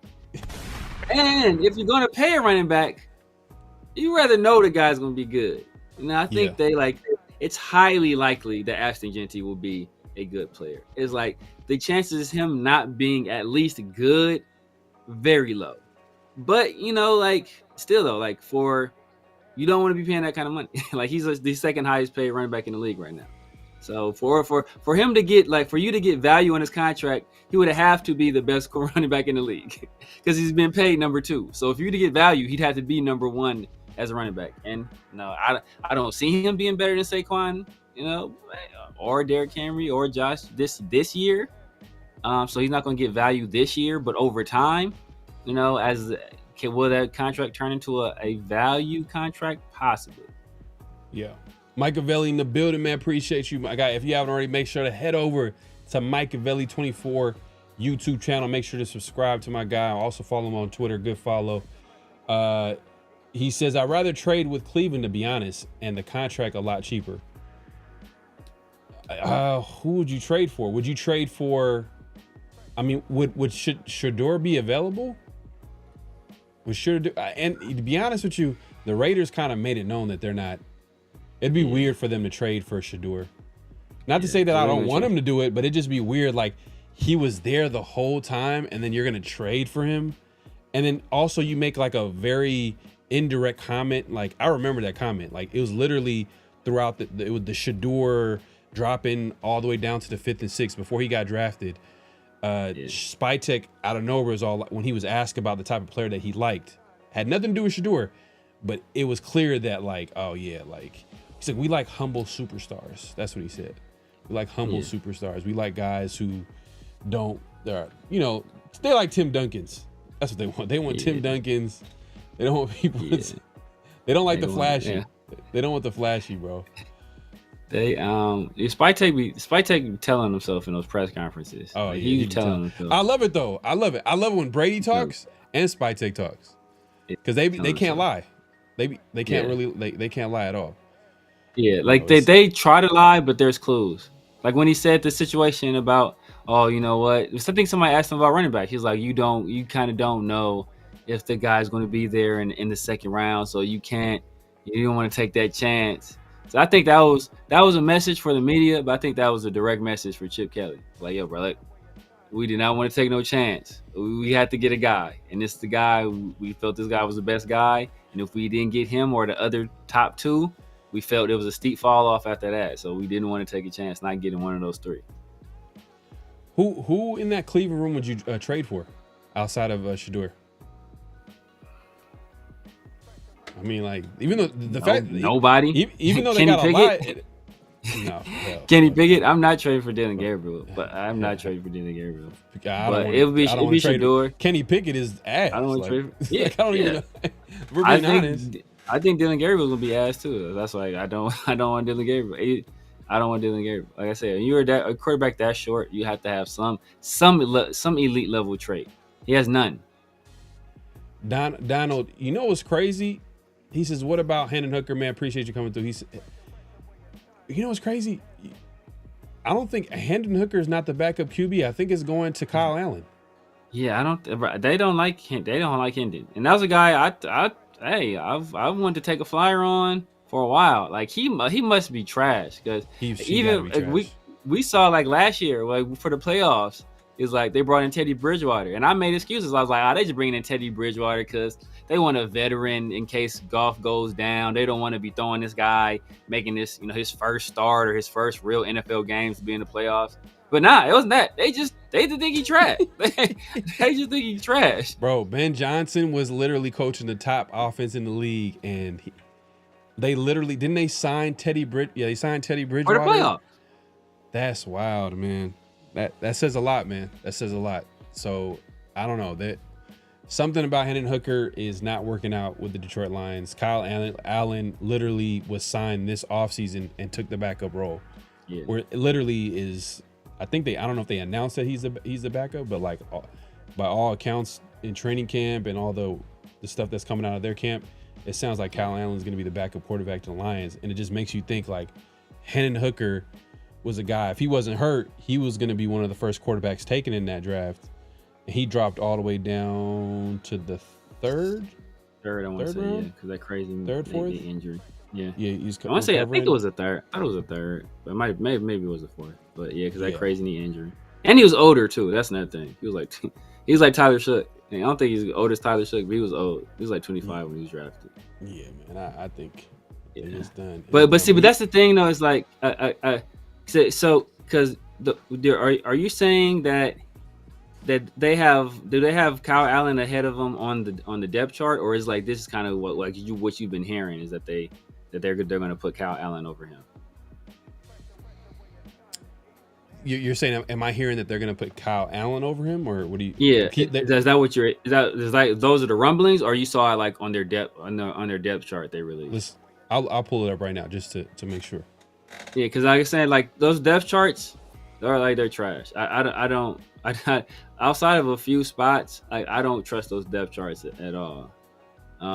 Because some of ours, like, they don't make any sense. Like, I think they have ours have Caillou Blue Kelly as the third player in the slot when he just started on the outside in the second preseason game, the most important preseason game. He was a starter on the outside. It's just they just do some weird stuff with the. So right now, I'm on the team website right here, and they list Jared Goff, Hendon Hooker is the number 2 quarterback, and Kyle Allen. But when I heard Kyle Allen was gonna overtake that backup job, is based off how he was playing, and people talking about his performance and. I'd believe that more. Stuff like that. I'd believe what you hear from camp more than what I believe what they put. 'Cause I don't think they probably get that to some quality control coach here put this together. We know the starters, he pencils these guys in, and then everybody else here lets you fill in the rest. 'Cause it's just trash. You look at the Raiders, it's literally trash. You can't pay attention to it at all. At all. Yeah, man, it is what it is. Man, we appreciate everybody coming through. Make sure to clock in, hit that like button, hit that subscribe button, hit that notification bell. We're going live on both our channels, so if you haven't already, definitely hit clock in, which is hitting that like button. And obviously, if you're a first-time viewer, definitely subscribe to both channels. Let's get to it, man. Let's get to flag on the play. Yes, sir. Go ahead and pull this up real quick. It's that time, man. It is that time. Personal foul, 69, offense. He was giving them the business. So what we got this week, Severe, man? The first flag on the play, man. First flag on the play. We're gonna stick. We were just talking about an NFC team. Well, I guess we'll stay in the NFC. We will, and we're just also talking about a pass rusher that could potentially, be in a move, is disgruntled, unhappy with his contract situation. That brings us to Micah Parsons and the Dallas Cowboys, and things are getting nasty. Michael Parsons, he has been sitting out. I think it's just, he hasn't. I don't think he's practiced for I don't know how long. They have footage of him just sitting on the sidelines watching. And if you hear Jerry Jones, he's been kind of dug in. And Michael Parsons, him and his team, they seem to be dug in as well. And we have some sound from Adam Schefter, and the noise is not exactly sounding too good. Hearing about this Micah Parsons situation, Shefty? Well, look, I also want to by saying these things always can change, and situations often change at the end of August and September. It changed for CeeDee Lamb last year. It changed for Dak Prescott last year. This one doesn't feel that way. It doesn't feel that way today. That doesn't mean it can't change, but the way that it's tracking, it feels more likely that these sides are headed for a divorce today than they would be for a new deal. Now, I don't know that it'll play out that way, but that is what I see when I look into my crystal ball. Now, I don't know whether that means there will be a trade now or after the season. I think the most likely scenario would be that he's there this year, his contract expires, they franchise tag him, And then after they franchise tag him, then they have the ability to go and try and trade him. Damn. Man. Yeah, man. Flag on a play on the Cowboys dropping the ball because I'm not gonna lie, like, you know, Micah Parsons is one of those can't miss players. He's a blue chip player for sure. But we've seen it happen though. We're being honest. We've seen it happen before. And if you're a Raider fan, y'all know exactly what I'm talking about. Khalil Mack was a blue chip player, the best player on the team. Yeah. You know what I mean? I think you could probably put Micah Parsons in that category. To be honest, he might be. You know, I think he might be the best player. He's the best player on the team. You could argue maybe depending on how you feel about Dak or CD, but not Dak. I don't not Dak for hell no. Just important as a quarterback. He's quarterback. I get it, but CD Lamb maybe. But CD Lamb, I don't know. CD Lamb, I put him like a tier below the Justin Jeffersons, Jamar Chase. Yeah. And Monte Brown is a beast thing on front. Yeah, Monte Brown, he's a dog. He's a dog. AJ Brown too. AJ Brown, like I don't know if I put, you know. Yeah, I think he's like right there, but he I put him a notch below those guys too. But Micah Parsons, I put him like in a very competitive league when it comes to pass rushers. Like if we watch Max Crosby, like damn, Max Crosby's probably the best passer in the league. Like nah, he's not. That's how good the position is. Yeah. Like Max is like top 4. Yeah, you know what I mean. Top four. Like easily you could say top 4. Myles Garrett, clear cut number 1. Myles Garrett's number 1. Number 2, you got to put TJ Watt. Probably TJ. Yeah, TJ Watt. And then after there, like it's between Micah and like Micah, Max. And Micah is just wild, bro. Like the stuff that he's been doing, like his first like few years in the league, he came in dominating. But you know, it is what it is, man. The Cowboys definitely flag on a play on them, but you know, Jerry Jones is not aging well, you know, so he's gonna be doing what Jerry Jones likes to do is put himself in the media, put himself first, create a whole like he doesn't look at like all this like negative, you know, publicity as a bad thing. He looks at it as a good thing. Like he likes the attention and saying all types of crazy stuff to like alienate the players and him. Like it's like what the, you know, it is what it is. He does own the team, but it's just kind of strange. If you're a Cowboy fan, it sucks. But I don't care about the Cowboys to be honest with you. But it is what it is. Flag on a play on them though. It's Al Davis season in Dallas. Yeah. But their son is involved too, way more than Mark Davis. Mark Davis was, well, Al Davis was alive. Mark. Which is why we have some of the issues we have now, probably. You know what's so funny about Mark Davis? It like he was not involved at all, and then not on the football side of things. On the business side, he's been involved. I'll give him that. Not on I'll give him football. that. That's why. I'll give him that's that why because the business is doing immaculately, and the football is doing that's true. Bad. That's true. But on the business side, like he's getting it right, like which leads us to I guess the second flag on what he did get right is the Allegiant Stadium, one of the best stadiums, you know, in the NFL. I haven't been to all of them, you know what I'm saying? I haven't been to all of them, so I can't. But I kind of gauge it by talking to other people who obviously are more well-traveled than myself as far as NFL stadiums. But for me, that's like top notch. It's a great experience every time I go to Allegiant. And the Bears notice. So what's this first flag, man? This second flag. Second flag is the Bears. They I've heard that it's okay to be a copycat as long as you copy the right cat. Well, the Bears copy like a mug. They copy like a mug. They just took the picture straight off they took that thing straight off the internet. It was like, here, give me one of these. And you see the Bears' new stadium looks a lot like a very familiar place. Hold on, let me like, come on, dog. Let me move this out the way. Yeah, man, that is crazy. That looks dead like Allegiant. Yeah, like if you take off stadium and put like Raiders, only thing you don't got is the port. Yes. Is that open? Yes. Okay. Allegiant is not open back there though. That's you. That's Allegiant close. is open. That's where Allegiant well, they can't open it. That's where Allegiant opens, and they can slide They're slide not it gonna out. open it. They're not Yeah. gonna, like in That's where Vegas. they can open it You and get slide it fried. out. You'll get fried, bro. You'll get fried if they open it.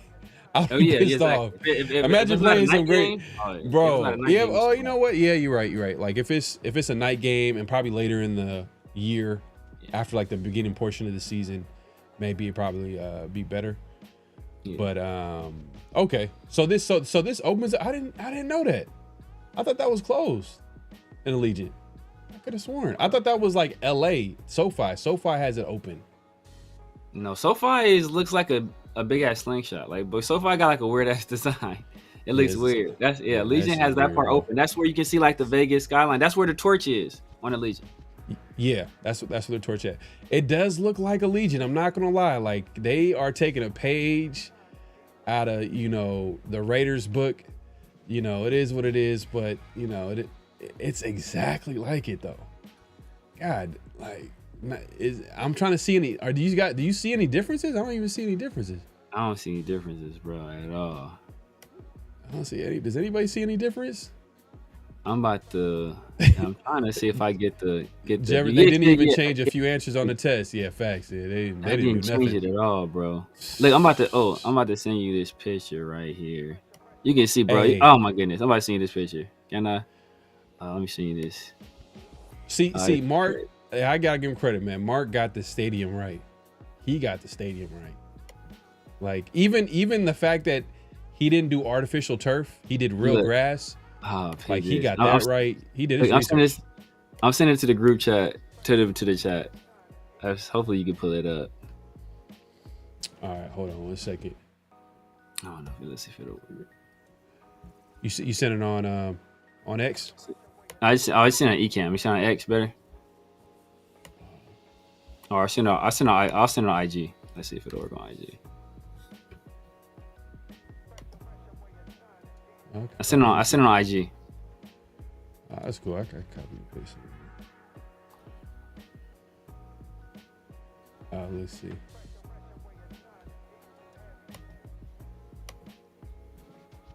Bro, come on now. Come on now, dog. Come on now, dog. That part. Though this part opens? Yes, it opens, yeah. I've never been there when it opens, I guess. I've never been there. Because it's hot as hell. When you go to Vegas, it's hot. Yeah, it's super hot.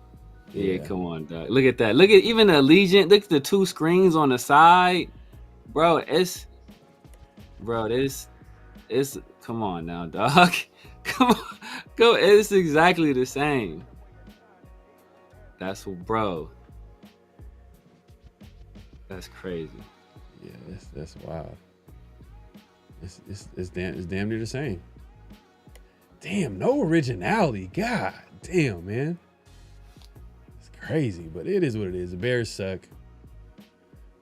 That's why Winston Caleb about to be a bust. That's what I'm saying. Hey man, you changed your name. I knew something was different. Jeffrey Jefferson. I was like, this ain't no Jeffrey Jefferson. This is someone. DC. Hey man, why you changing your name, man? What's going on, man? It's a rebirth. YouTube probably flagged him. Man. YouTube's like, all right, YouTube tired of this. YouTube for sure flagged him, though. But yeah, that's flag on the play, man. The Bears got no originality. They trying to copy the Raiders for everything they got. It is what it is. But the Bears, it's crazy. The Bears that looks like it's going to be an indoor stadium. It's crazy. That's kind of an advantage that the Bears had was the Windy City, and how they're able to basically win in those elements. So the fact that they're going to get an indoor stadium, shit, man. I feel like by a certain year, every NFL stadium is probably going to be indoors. Like the way that NFL owners are moving when it comes to building a stadium, they feel like it probably makes more sense because they can capitalize on more money. People are going to be way more open to going to a game if they don't have to deal with the weather. And it's not even just that. You also think about when you have an indoor facility, you can do these other events. You can have a WrestleMania, you can have a big fight, you can have big concerts, and you can do it 365. You don't have to ain't nobody going to Soldier Field to watch Beyonce in December, right? But you build this new nice stadium. Okay, well, Taylor Swift come through on, you know, the 1st of January and have a big concert here in Soldier Field. Like, you can do that kind of stuff when you have a dome. Like, that opens your venue up all year round, and you can make a whole bunch of money. I've always say this. It was like, hey, you guys ever seen the?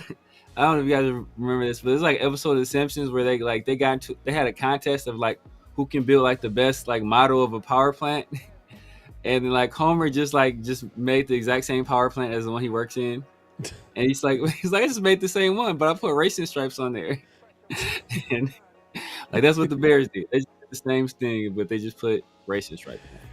But we see it all the time though, man. People sometimes like they just literally copy whatever is like the end thing, or in this case, like the Raiders. But you know what? This might be a huge compliment to what the Raiders are doing. That's another way to look at it. Like, it's a huge compliment to what Mark Davis was able to build. Smoke remembers that episode for sure. He entered the contest against some kids. It's like that was hilarious. Damn, Simpsons was classic. The first probably like what you say, 12 seasons, 10 seasons. Like, it's something like that. Something where like it was funny, but there was like a story. Yeah, there was always like this story. It was funny, and then like you probably as a kid you didn't get it. There are certain things, but there was a lot of references to hella political things was going on. Hella references that was probably going over your head, but we were just laughing at the goofy stuff. Kind of like, you know, first eight, like Boondocks. You said, I think you said the first eight seasons. I get it. I don't keep the season order. Like, there's another one. Yeah. There's another one where it was like the episode where ironically, you're talking about old owners. When like Mr. Burns, I think he has like the baseball team. Then he brings in like all these ringers. And then like one of them is like Darryl Strawberry, and then like Homer's talking to Darryl Strawberry. He's like, "You're Darryl Strawberry." He's like, "Yeah." He's like, "You play right field." He's like, "Yeah." He's like, "I play right field." He's like, "And?" He's like, "Are you better than me?" He's like, "I never met you, but yeah." I was like, "That's like that was Aiden O'Connell when he first met Geno Smith." Like, I don't know you, but yeah, I'm better than you. Damn, did you see that 49er player like diss him? He's all like, oh, literally the coach, he said, oh yeah, the coach, he gave me like 130 clips to look over and da-da-da-da. He talked about how he prepared. What's his name again? Exactly.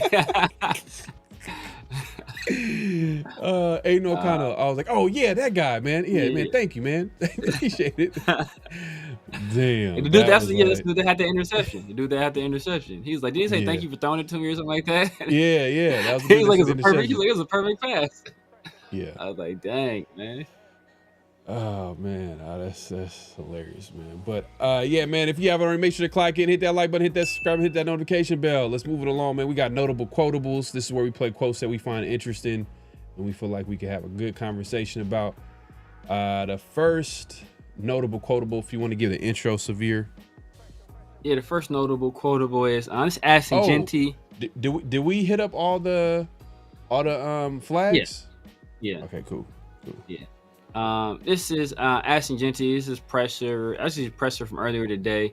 And the main thing I was impressed with from Ashton Genty's performance against the 49ers was his vision.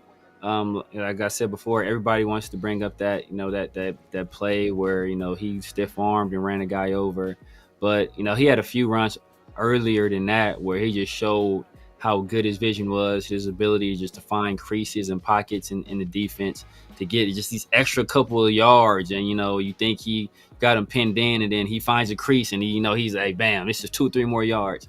And he talks about what his vision is like and how he sees his vision.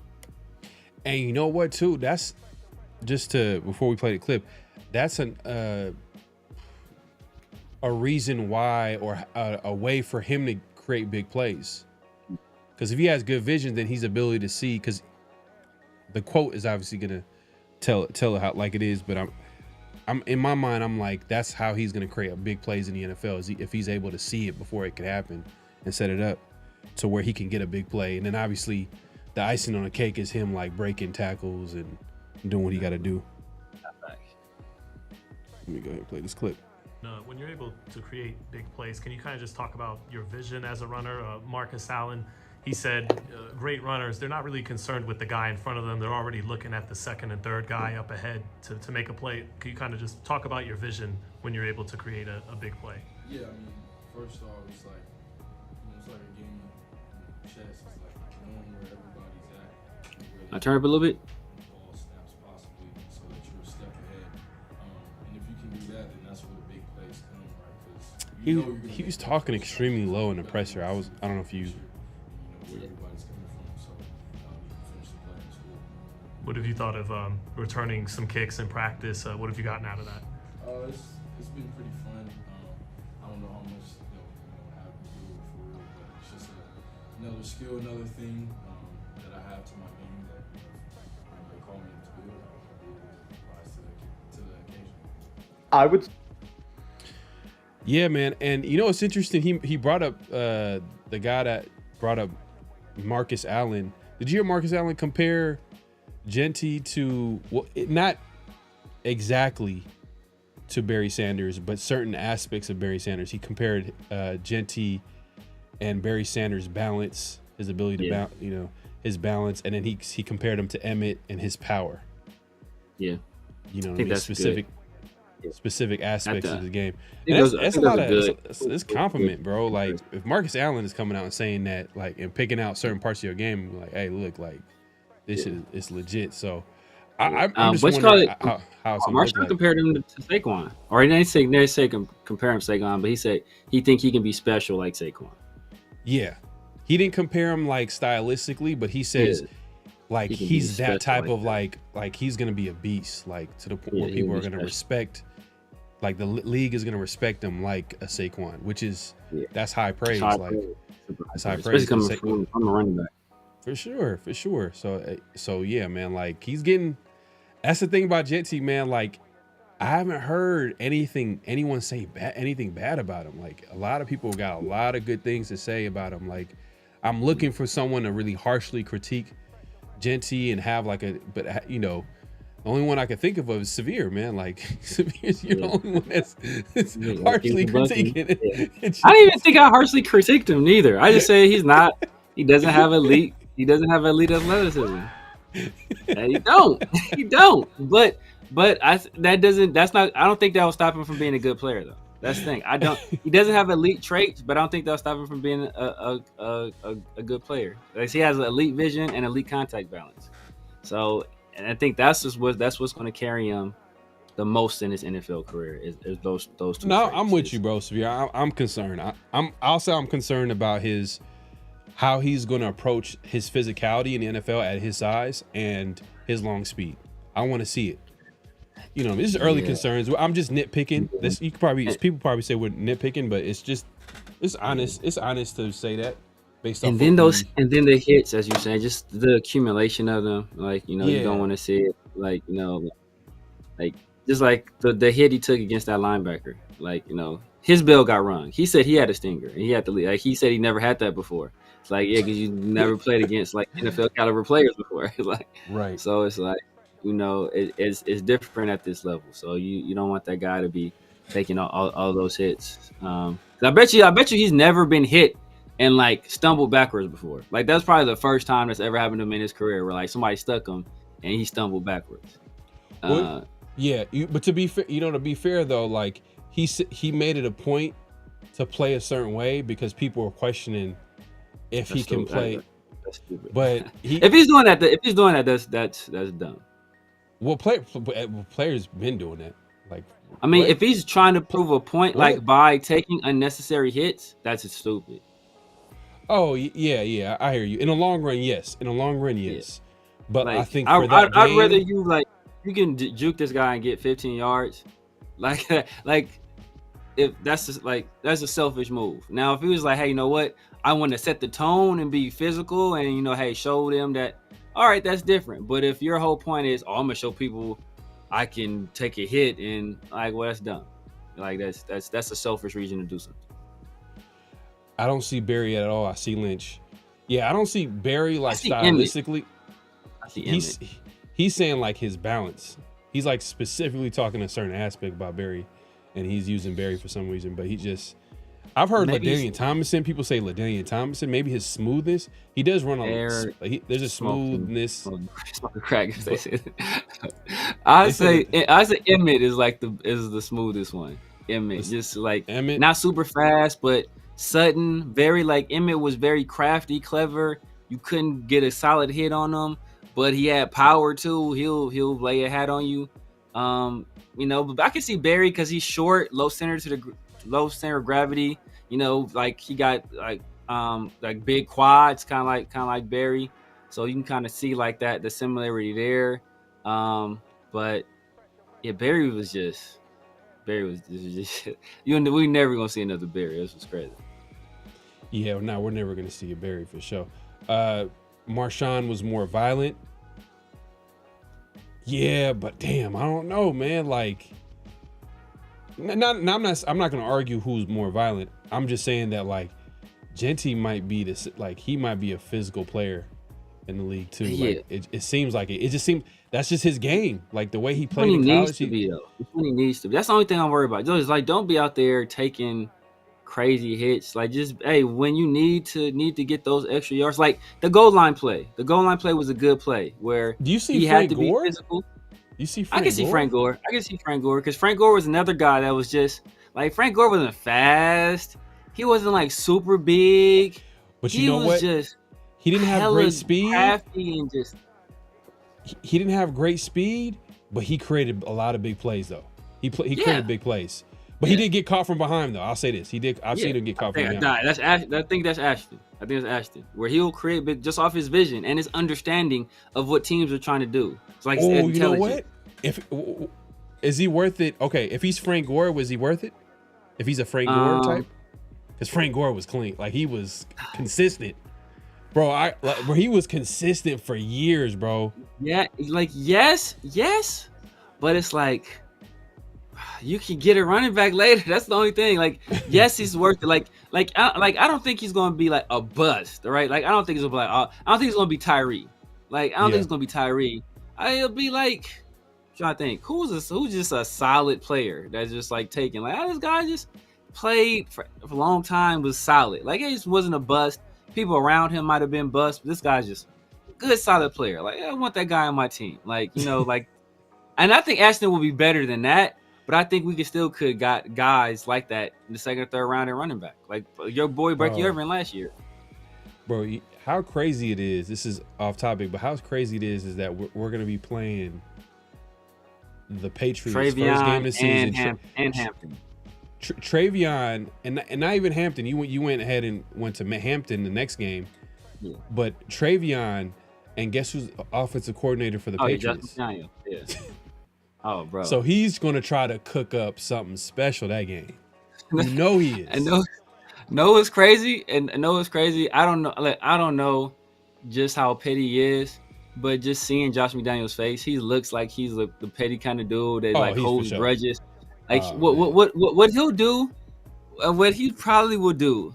I just have a feeling he's going to feature Travion. It's like give Travion like all kind of touches. And just make it look just to rub it in. Like, oh, you guys took this guy in the first round. I took this guy in the second round, and he has 3 touchdowns, and he'll do something like that. Yeah, he's gonna try to create like the greatest game plan because the way Raider Nation and just the way we made him like he went into hiding. He went into hiding for like 2 years. He couldn't show his face. He couldn't show his face. He got fired on Halloween. Yeah, fired on Halloween. We were celebrating. People were celebrating, just dancing in the streets, like everybody. Dancing on his career grade. Man, 2-stepping. But he was good, man. He was getting paid millions. His contract was guaranteed, so he got everything. But what happens? This is what I don't want to happen. This is what I don't want to happen. And even though, like I said, I didn't want to run it back in the first round. Travion was my favorite running back.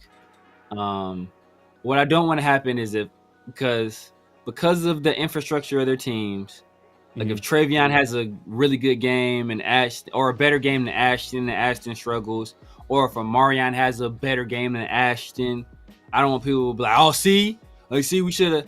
Like, do I think we should have waited to take a running back? Yes, but both of those teams, I think, have better lines. I think they're put together a little bit better, especially the Chargers.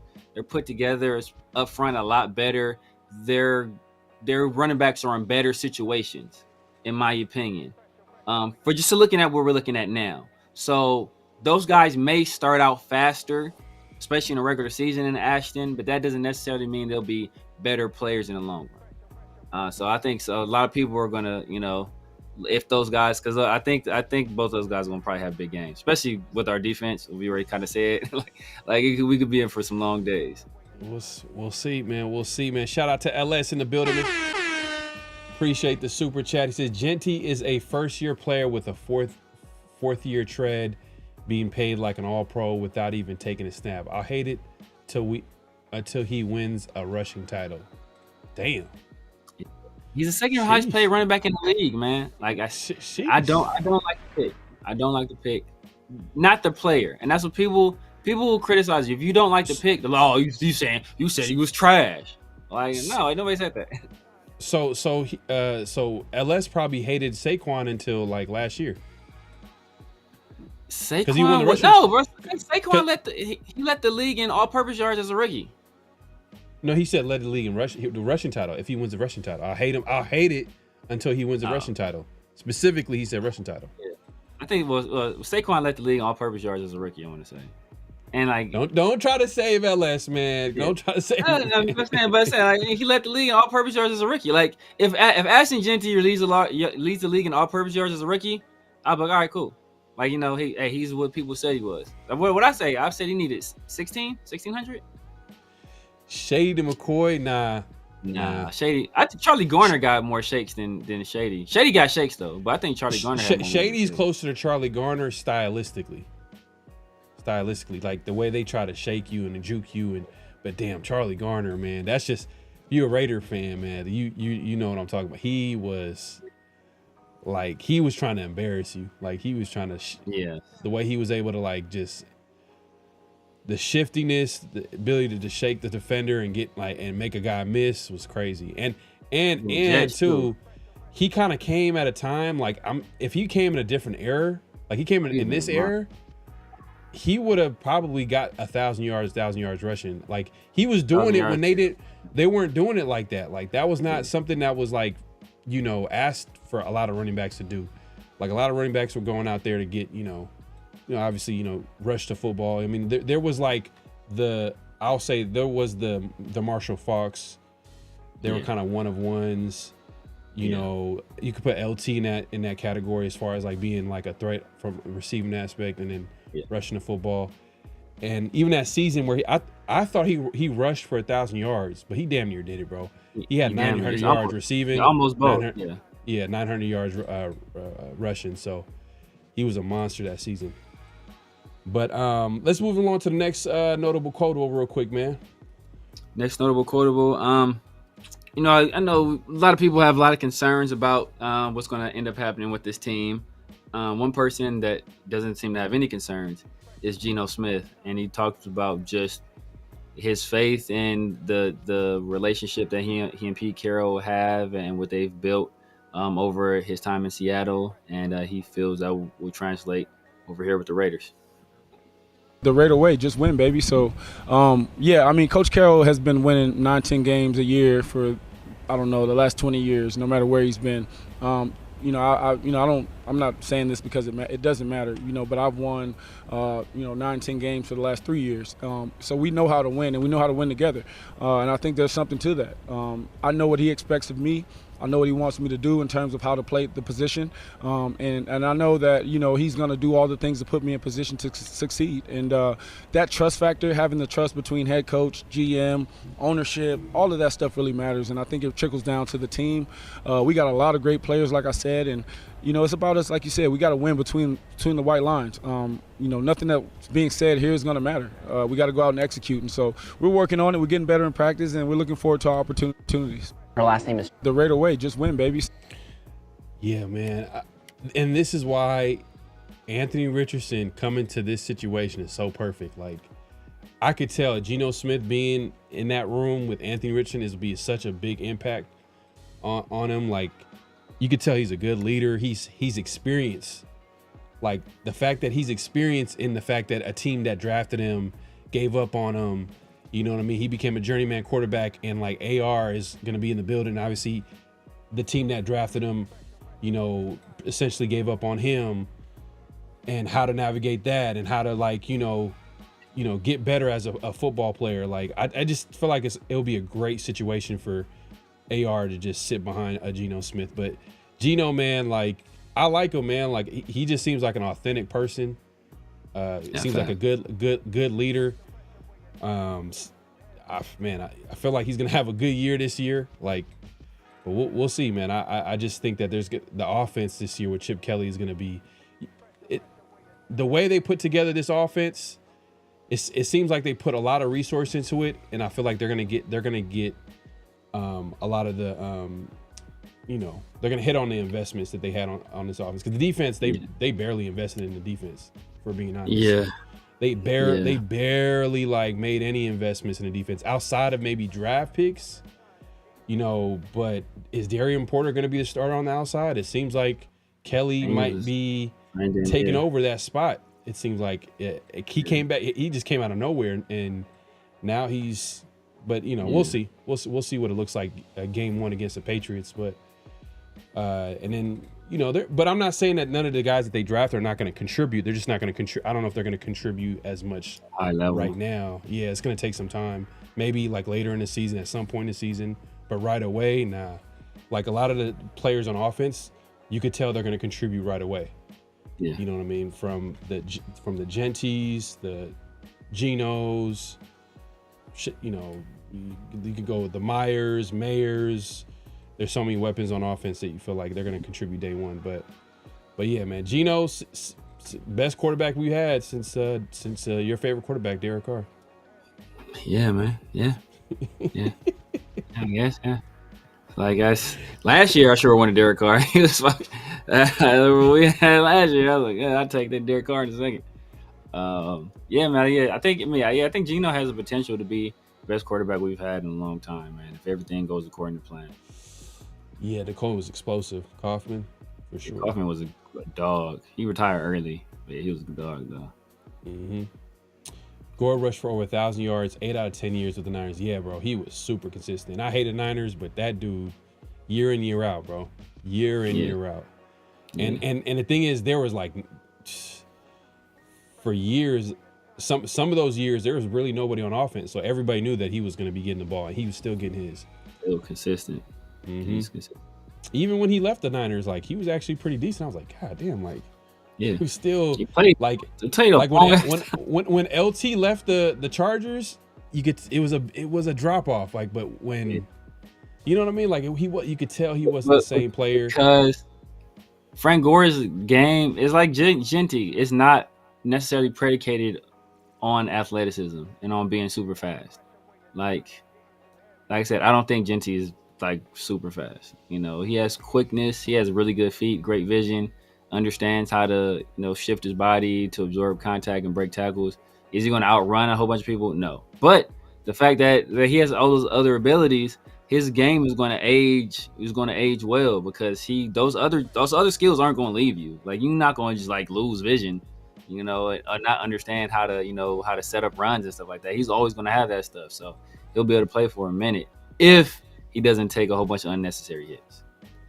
Yeah, man. Hey, look, man. Like I said, Raiders know how to keep it interesting. This Sundays is definitely going to be interesting with Genty, for sure. Just figuring out what type of player he's going to become. Man, shout out to Chewy's, man. I seen that you put a super chat, man. I don't know, I missed it earlier. It says clock in and get that overtime. Yeah, definitely, man. Clock in, as we like to say here, man. Hit that like button, hit that subscribe button, hit that notification bell. LS, man, my God, man, appreciate the super chat. He says, even in hindsight, I still wouldn't pick Saquon at number 2 in 2018. Ward, Nelson, Chubb, etc. were better value. If the Raiders don't end up re-signing Genty out of his rookie deal, it's a stupid pick. Yeah, I mean, because if you think about it like this, like all the best running backs, ain't none of them on their original teams. Like, think who was the best running back last year? Saquon. Who was he at? Different team. Who? Another top 5 running back last year. Josh Jacobs. Who is he at? Another team. Another top 5 running back last year. Derrick Henry. Where is he at? Oh, it was a different team. like none of these dudes is with their original teams because people don't pay running backs. Well, and Derrick Henry, he was with the Tennessee for a while. He was there for a minute, and he was a 2nd round pick too, though. So that's a little different. But he was second, so he was 2nd round pick, but best running back in the league though. Yeah, for the Mules, for the majority of those years, especially with Tennessee, and even last year. I know everybody talk about Saquon, but guess who was right there? Derrick Henry still like if you look, he damn near almost rushed for 2,000, like 1,800 or something like that. It was crazy. I didn't even know it was that prolific of a season. And I remember the first 3 weeks of the season, everybody was criticizing the Ravens because they weren't using them enough, especially after they played us. Like that was about man, what are you doing there? Like you if need they to be did, man, yeah. If they did, I don't know if they would have won that game, but So the fact that they didn't, so that means that's also LS is talking about. You think about Bucky Irving, like he's probably, I think some people would say consider him a top 10 running back already, and he was a 5th round pick. Kyron Williams. A lot of people consider him in that 12, 10 to 12 range. He was I think a 4th or 5th round. There's value these other spots. So when you use it on a position that's not necessarily a premium position, it's like it hurts. But if he has a Frank Gore career, I can't get mad at that. Yeah. And Frank Gore put some 1,600 yard seasons, 1,500 yard seasons. So he has some good rushing seasons. Yeah.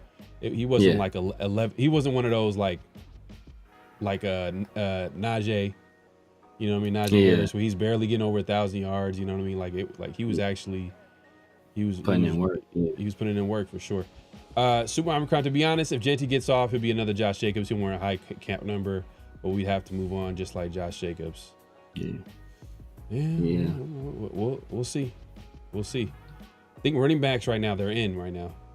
Like they're making a comeback with all these too high safety defenses. Like they're trying to figure out a way to create explosive plays, and they're looking to use the run game. And and hopefully Genty can create those explosive plays. That's what they're betting on. Yeah, you know what I mean? And it's gonna be tough. No, go ahead. And I was gonna say too, another thing that we're not talking about, and I think that's going on unnoticed, is that I think the Raiders are going to be using Genty in the pass game a lot. Oh yeah, definitely. Yeah, you know what I mean? So if he's able to get off in that part of the game, I think it might be a worth it pick, because now we start talking about what you mentioned earlier, all-purpose yards. So if he's able to give you a certain number every season, or a good number every season of receiving the ball at the backfield and rushing, then then we're getting like Christian McCaffrey-ish, you know what I mean? Where he's a dual threat in rushing the football and receiving it. Yeah. But just stay healthy. Because McCaffrey stay healthy, bro. That's crazy. McCaffrey. That's how good McCaffrey is, because he was getting hurt a lot with the Panthers, and he still got traded for, I think, a good. Did he get traded for a 1st round? Was it 2nd round? Or just 2nd round? I don't remember. But it was a nice trade. It was more than I thought they would be willing to give up for him, to be honest with you. Yeah. Because I think he had just come off an injury, I want to say, when they traded for him. Shout out to BD, said we should have drafted Sanders. Yeah. But the league, man, the league should have drafted Sanders, man. He just know that's crazy that he dropped all the way to the 5th round. But what do you think of him not? Do you feel like it makes sense for him not to start right now? I can understand them going with Flacco because they feel that they want to win. So I can understand them going with Flacco. I think if push comes to shove, I think if it ends up being between Flacco goes down, so I think it's gonna end up being Kenny Pickett as an odd man out. That's why I said if one guy I would get is Pickett, because you trade him for a 7th. We already seen him as a backup quarterback with the Eagles. I think he's a solid backup guy, better than Aiden, better than Cam. I don't think he's that expensive either. More expensive than those guys, but then the thing is though, you could probably make an argument and say that Aiden has a stronger arm? I can't make that argument. I'm telling you, bro. Hey, it's you can make an argument. After seeing that throw to Dante Thornton in the first game, I bet not ever hear anybody say Aiden has a strong arm again. Nobody better ever in their mind say Aiden has a strong arm. Have you seen Pickett though? Yeah, I seen Pickett. His arm. I think they about the same. The thing about Pickett, that what he gives you, he probably is more. He probably gives you more athleticism compared to Aiden. Yes. And that's it. Yeah. And like I said, I think he's been in some winning organizations too. He's been with the Steelers. He's been with the Eagles. So I think if he needed to come, if we need a guy to come in and win some games, I think he'd be better than Aiden. But he's also gonna be more expensive. So, like, is it ultimately worth it? Nah, I don't. Not really. Hold up. Raider Smoke says 10-7 this year. Wild card spot. For real? Raiders he calling it. He been smoking. He is staying true to the name. He is true to the name. Nah, you know what? Hey, we'll see, man. We'll see. 10-7. Okay, he's calling the shot right now. He's doing donuts. He's calling the shot.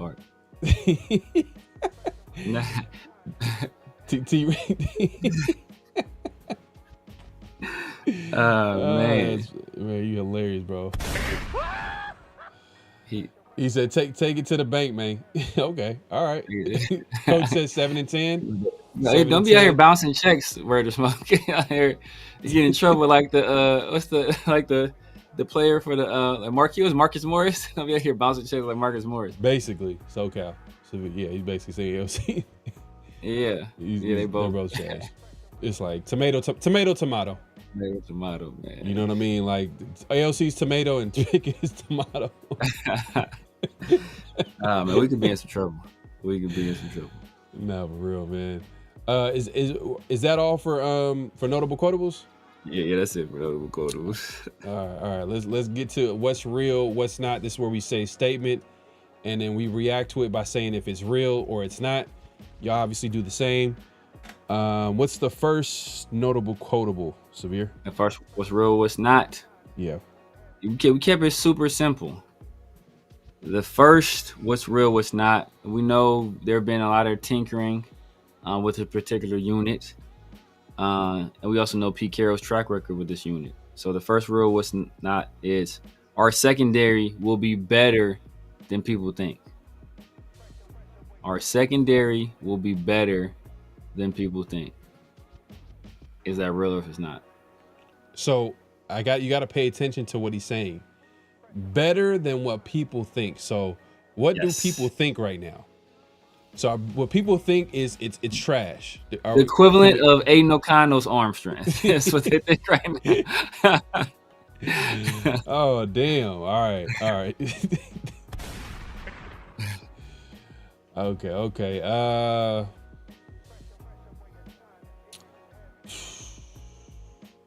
Okay. I'm gonna say that's. So you're saying the secondary would be better than what people think? I'm gonna say that's real. Because they could end up being average. Average is better than trash.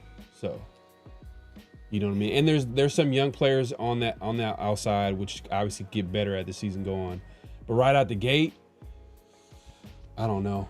It's a lot of moving pieces right now because then like there's Patrick Graham and what they're gonna do on defense, and is defensive line gonna get pressure, and yeah. But I'll say it's real. I'm gonna say it's real. I don't think they're gonna be trash. I hope not. It's more hope than what I think. I guess I'm putting a lot of hope in this.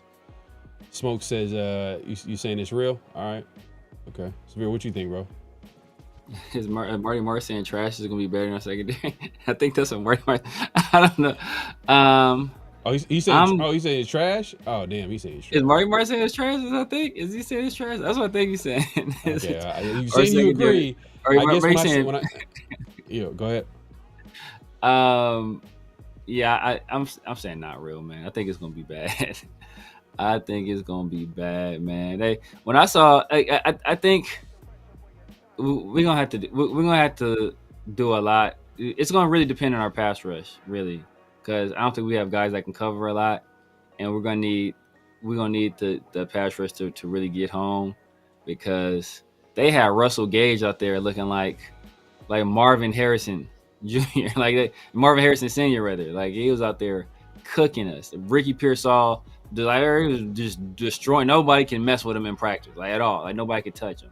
We was out there getting done dirty. So if we don't have the guys up front to kind of perfect example, the Tyree play where they can put some pressure on him, make a guy rush his throws, get some hits on the quarterback, have him seeing ghost. If not for that, I think it's going to be ugly. It's going to be ugly.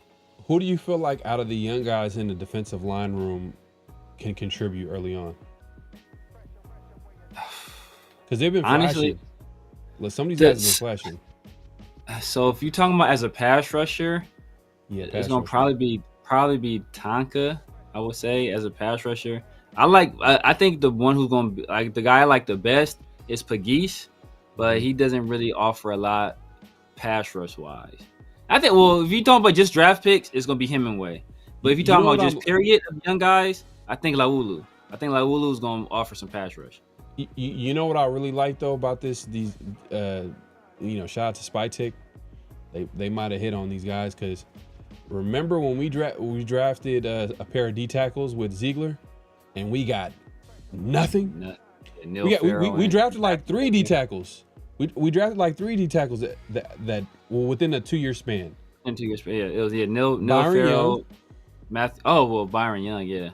That's not even four. You said four D tackles? The 4 because was Neil Farrell and Matthew Butler, was that them?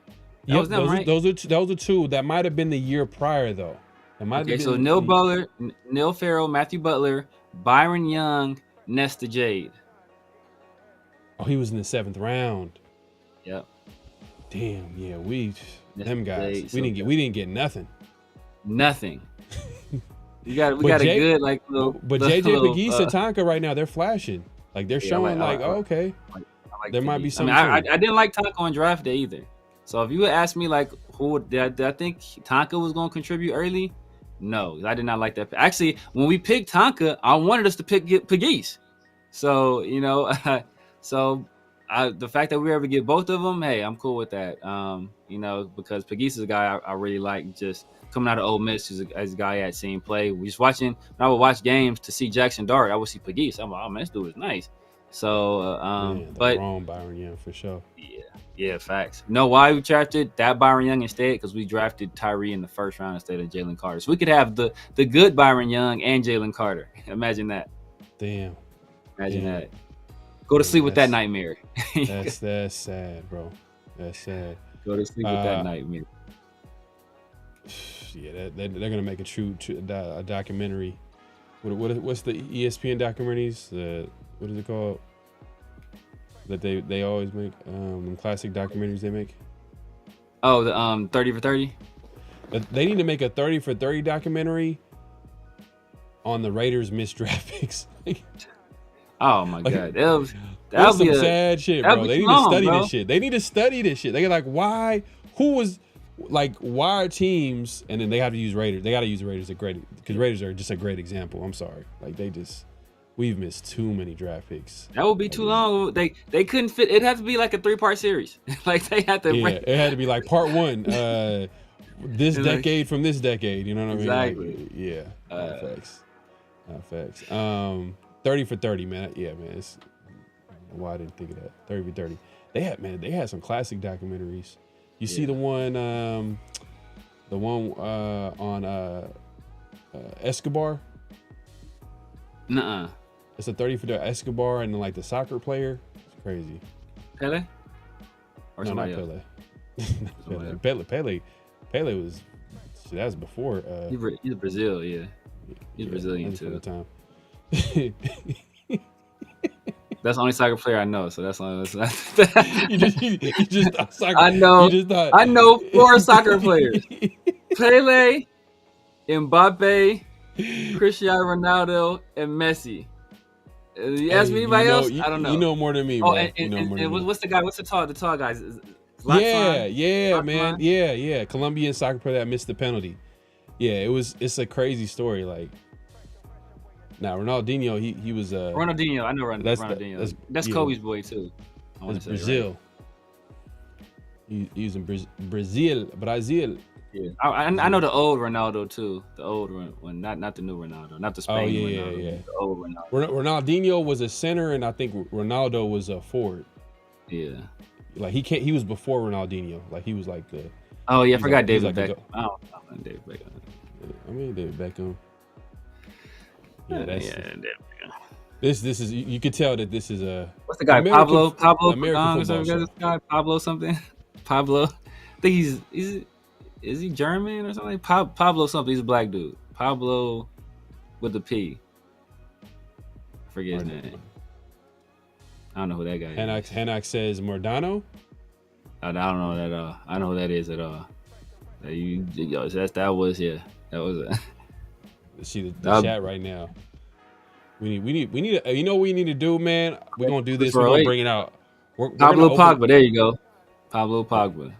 There you go. He's Italian. He's Italian. Well, we need to see. Hey, see you over here running circles around me when it comes to the soccer players, man. I ain't gonna lie. Like football, around or outside of America, it's the real football. Real football is soccer.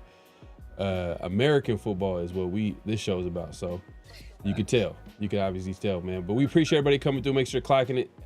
At this point, clock out. Oh, we do have one more. What's real? What's not? What more? We got one more. Thierry Henry, was it Thierry Henry? Thierry Henry. Henry, yeah. I think he does like announcing now. Yeah, I think he does announcing now. Yeah. I threw a little random one right there. You know what I'm saying? Like I threw a little random one. But what's the next? What's real? What's not statement? Next, what's real? What's not statement? This guy been kind of the center of the conversation all evening long, and this kind of relates to it a little bit. And that is Ashton Genty. The statement is Ashton Genty will play over 15 games this season. Ashton Genty will play over 15 games this season.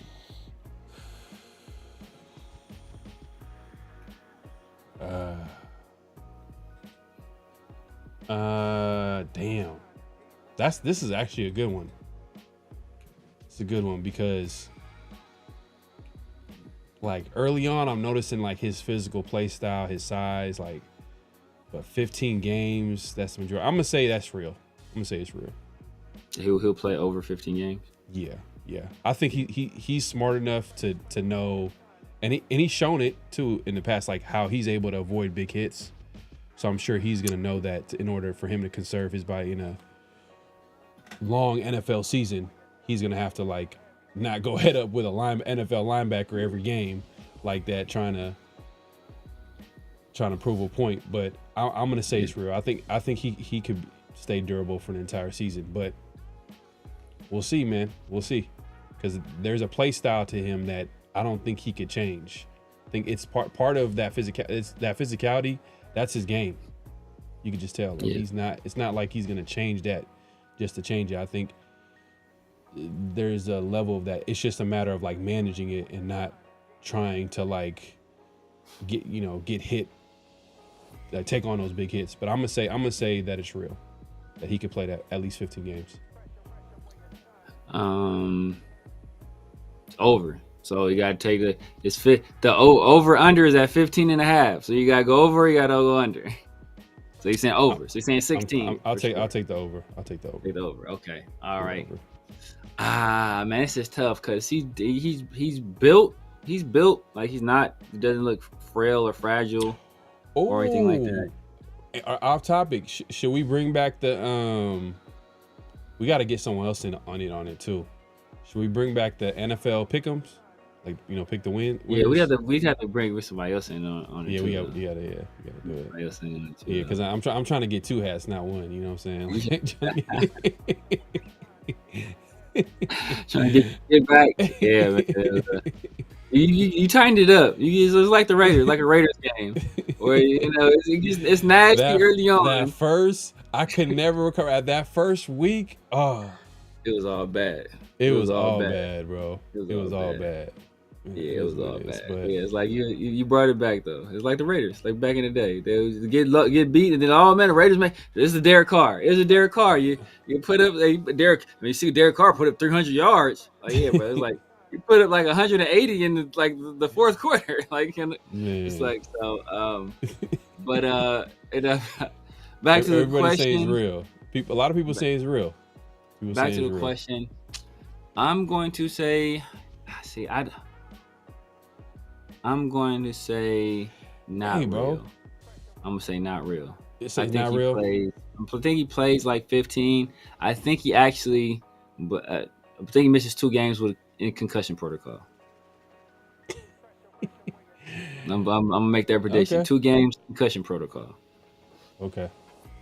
He's just gonna go like 100 miles per hour and hit a linebacker right in his face mask. I think somebody gonna catch him. Gonna catch him, not looking. I think they're gonna get him, and I think it's gonna be a situation where they traded. They ain't been able to hit him all game long. They got to hit somebody. Maybe somebody else is tackling them, and they get him, and lay a hit on them and concussion. 2 weeks. What do you think? What do you think of? Marty Marr says the silver and black surfer. What do you think of the silver surfer? That nickname that Gency. I can't say what I want to say because we're on YouTube. I'll just say, Caleb Williams. That's what I'll say. that nickname is Caleb Williams. I think you know what I'm saying without me saying it. Damn. Yeah, man. He should have just waited for the fans to give him a nickname. What do they call him? They call him Michael Myers or something like that. They used to call him Michael Myers in college. I guess he wanted to leave that alone. But I know why he's doing it. I know why he's changing it because he can't trademark Michael Myers because it's already a trademark. It's already his own entity. So I'm sure he's trying to. But Silver Surfer's kind of that too. But I don't know. It doesn't seem natural. It's kind of like when Kobe called himself the Black Mamba. I was just hella disgusted. But it is what it is. You know what I mean? But even the Black Mamba still sounds cool. Like the Silver Surfer. Because it's self-proclaimed. It's self-proclaimed. It's self-proclaimed. Come on, man. Like that. Come on, bro. But a Black Mamba sounds cool. Like you can not like somebody naming themselves their own nickname, which is understandable. Like I think that's you shouldn't nickname yourself. I don't like that practice. But Black Mamba sounds tight. Like Silver Surfer, that does not sound. That doesn't sound. There's nothing about that. It'd be like, oh man. Like a perfect example. Like if we're since we're on the topic of nicknames, right? Paul Pierce. I know you're not the biggest Paul Pierce fan, but Paul Pierce, his nickname is one of the cleanest nicknames out there. The Truth. The Truth was given by Shaq after Pierce had a great game against the Lakers, and then Shaq was like, man, this dude's the Truth, and ever since then he was called the Truth. You know what I'm saying? Like that nickname, and it was clean too. It was natural. It was cool. You know what I mean? It was clean, but I don't know. It just seemed it seems kind of forced. That's all. It seems kind of forced. Yeah, it does. And I'm sure that there's gonna be a nickname that's even better that's gonna come out and he should just go with that. Especially if he has a great season, I'm sure someone's gonna come up with something. Yeah, somebody will come up. It should come up be organic. It shouldn't be forced. I'm sticking to Lex Luthor for old boy. For Brock. As soon as he shaves it, he don't want to shave it though. He don't want to shave the head. So he's John Malkovich. He's John Malkovich. He's fighting for his life, man. He's John Malkovich, bro. Bro, look, the Raiders. I don't know. Life. Y'all killing me with this. I'm fighting for my life. Y'all the Raiders. Killing me with this. they love drafting like older looking like white receivers with receding hairlines. Like they got Hunter. got Hunter, they got Brock. Michael Mayer is good. Dylan Lively's not a receiver, but his hair is he thinning like a mug too. It's like if you got a receding hairline, the Raiders is on you. They are on you. Yeah, he is, bro. He's like what? He's like 20.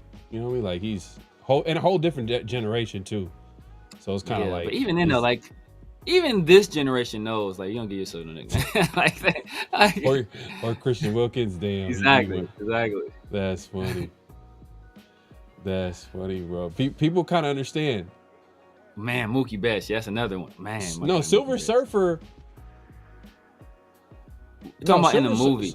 She was a woman in the movie. But she's a woman in the comic book too. There's like a whole comic series of her being a woman. Like, I swear to God, I thought it was a man the whole time until now. Like they changed it to now, like because it's today's. Yeah. No version. shit. So it's been both. That's the thing. Like all these characters have been gender swapped like previously. Like so, it's like they've been doing it. They've been doing that stuff. They've been doing that stuff. And gender swapping people, they've been doing. Man. That's why you have a Hulk and a She-Hulk. You got a Superwoman and a Superman. You got a Batwoman and a Batgirl and a Batman. You got a Spider-Woman and there's gender swaps for all these characters. So was a man or a woman. I don't know. Was the movie good or not? Is all I care. But I already said I'm not supporting Marvel for my reasons. Umar Johnson.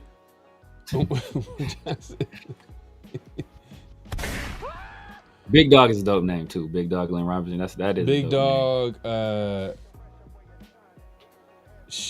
Shactus.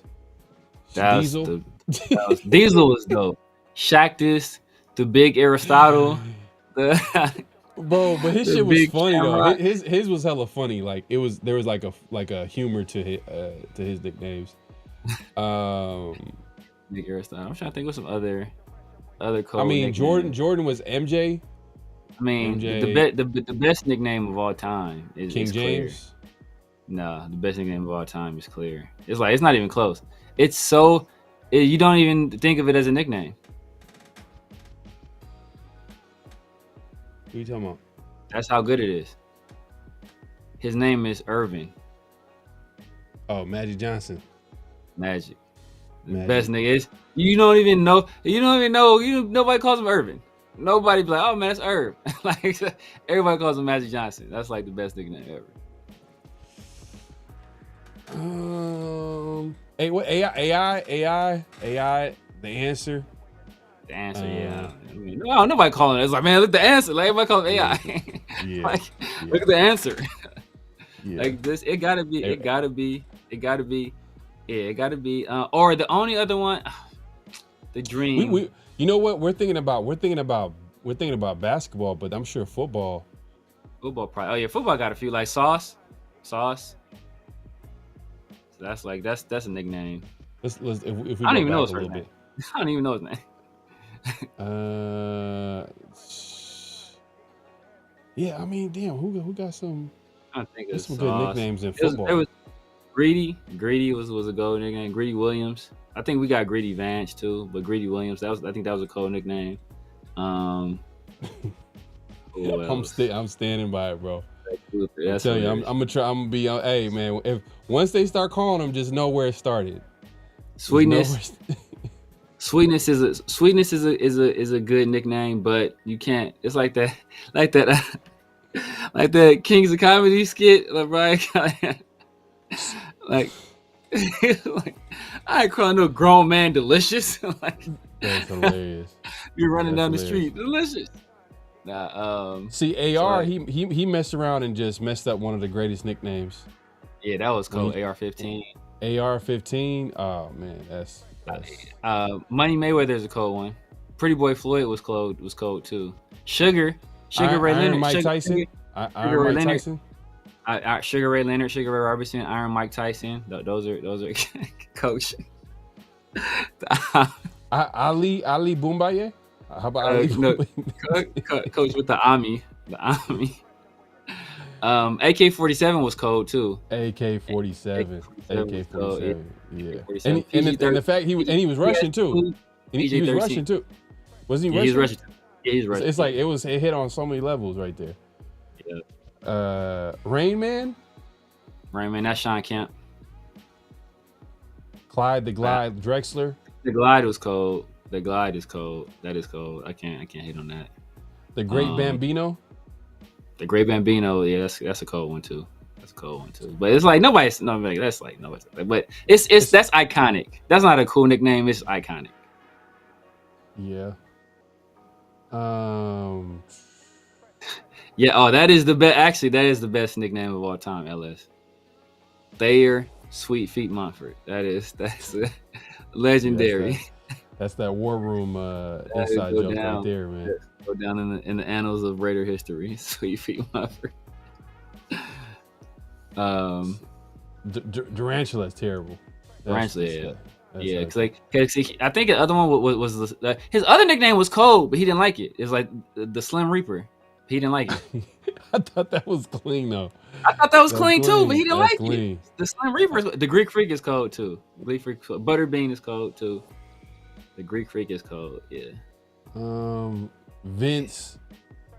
See Vince. Vinsanity, but that's not Vinsanity. Really. But I feel like Vince's name just itself, like it just goes. I don't know.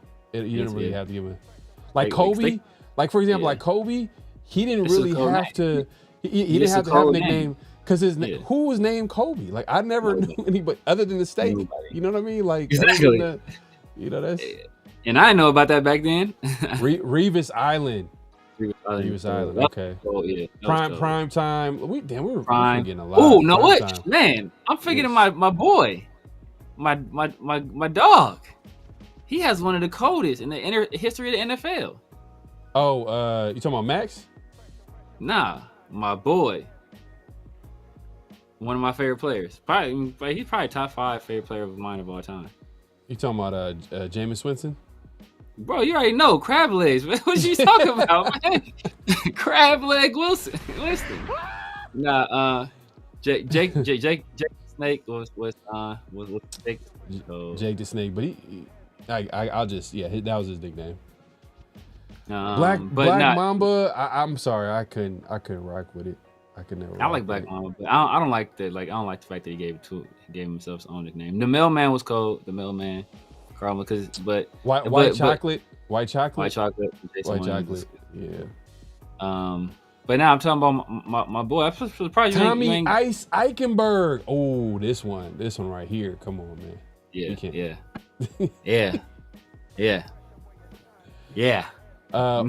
Jake. Thank you, LS. Fine, somebody got it. LS got it. Megatron. Oh yeah, that's my boy, my dog, one of my favorite players ever. Yeah, that's cold. Yeah, that's probably top. That's up there. That's up there. Football nicknames for sure. Peyton Manning, the Sheriff. I never knew Peyton Manning was called. Not playing. But nobody calls him that. I just call him Peyton Manning, bro. He had a huge cranium, bro, like full of football plays and just, bro. You could tell. He had to get special helmets. He had to get special. You could tell Peyton Manning, like as soon as he got done with the interview, it was football, like 1,000%. Like it was like nothing but football. Iceman is cold. Oh man, the assassin is cold. Jamarcus Purple Drank Russell. Ooh, Officer Farva. Ooh, the Mad Stark. Oh, Big Poppy is cold. The Mad Stark is cold. Trying to think. Chester the Molester is that was a name. You don't want to be called that now and maybe back then. Hey, bro, Chester Molester. Bro, that's something that like little kids would like torture you with. Remember they made a song about that? You remember that song? Are you old enough to remember that song? They had like a song called. Oh man, man. I'm telling you, man. Black kids will make up songs about anything. About anything. The Worm. You get roasted. I'm trying to think. There's another one I had that was cold. Johnny Football is good too. Johnny Football is cold. Johnny Football is cold. Yeah. it's the pastor. Oh, the minister of defense. The minister of defense. Reggie White, did he have the minister of defense? Minister of defense? Yeah, I'm trying to think.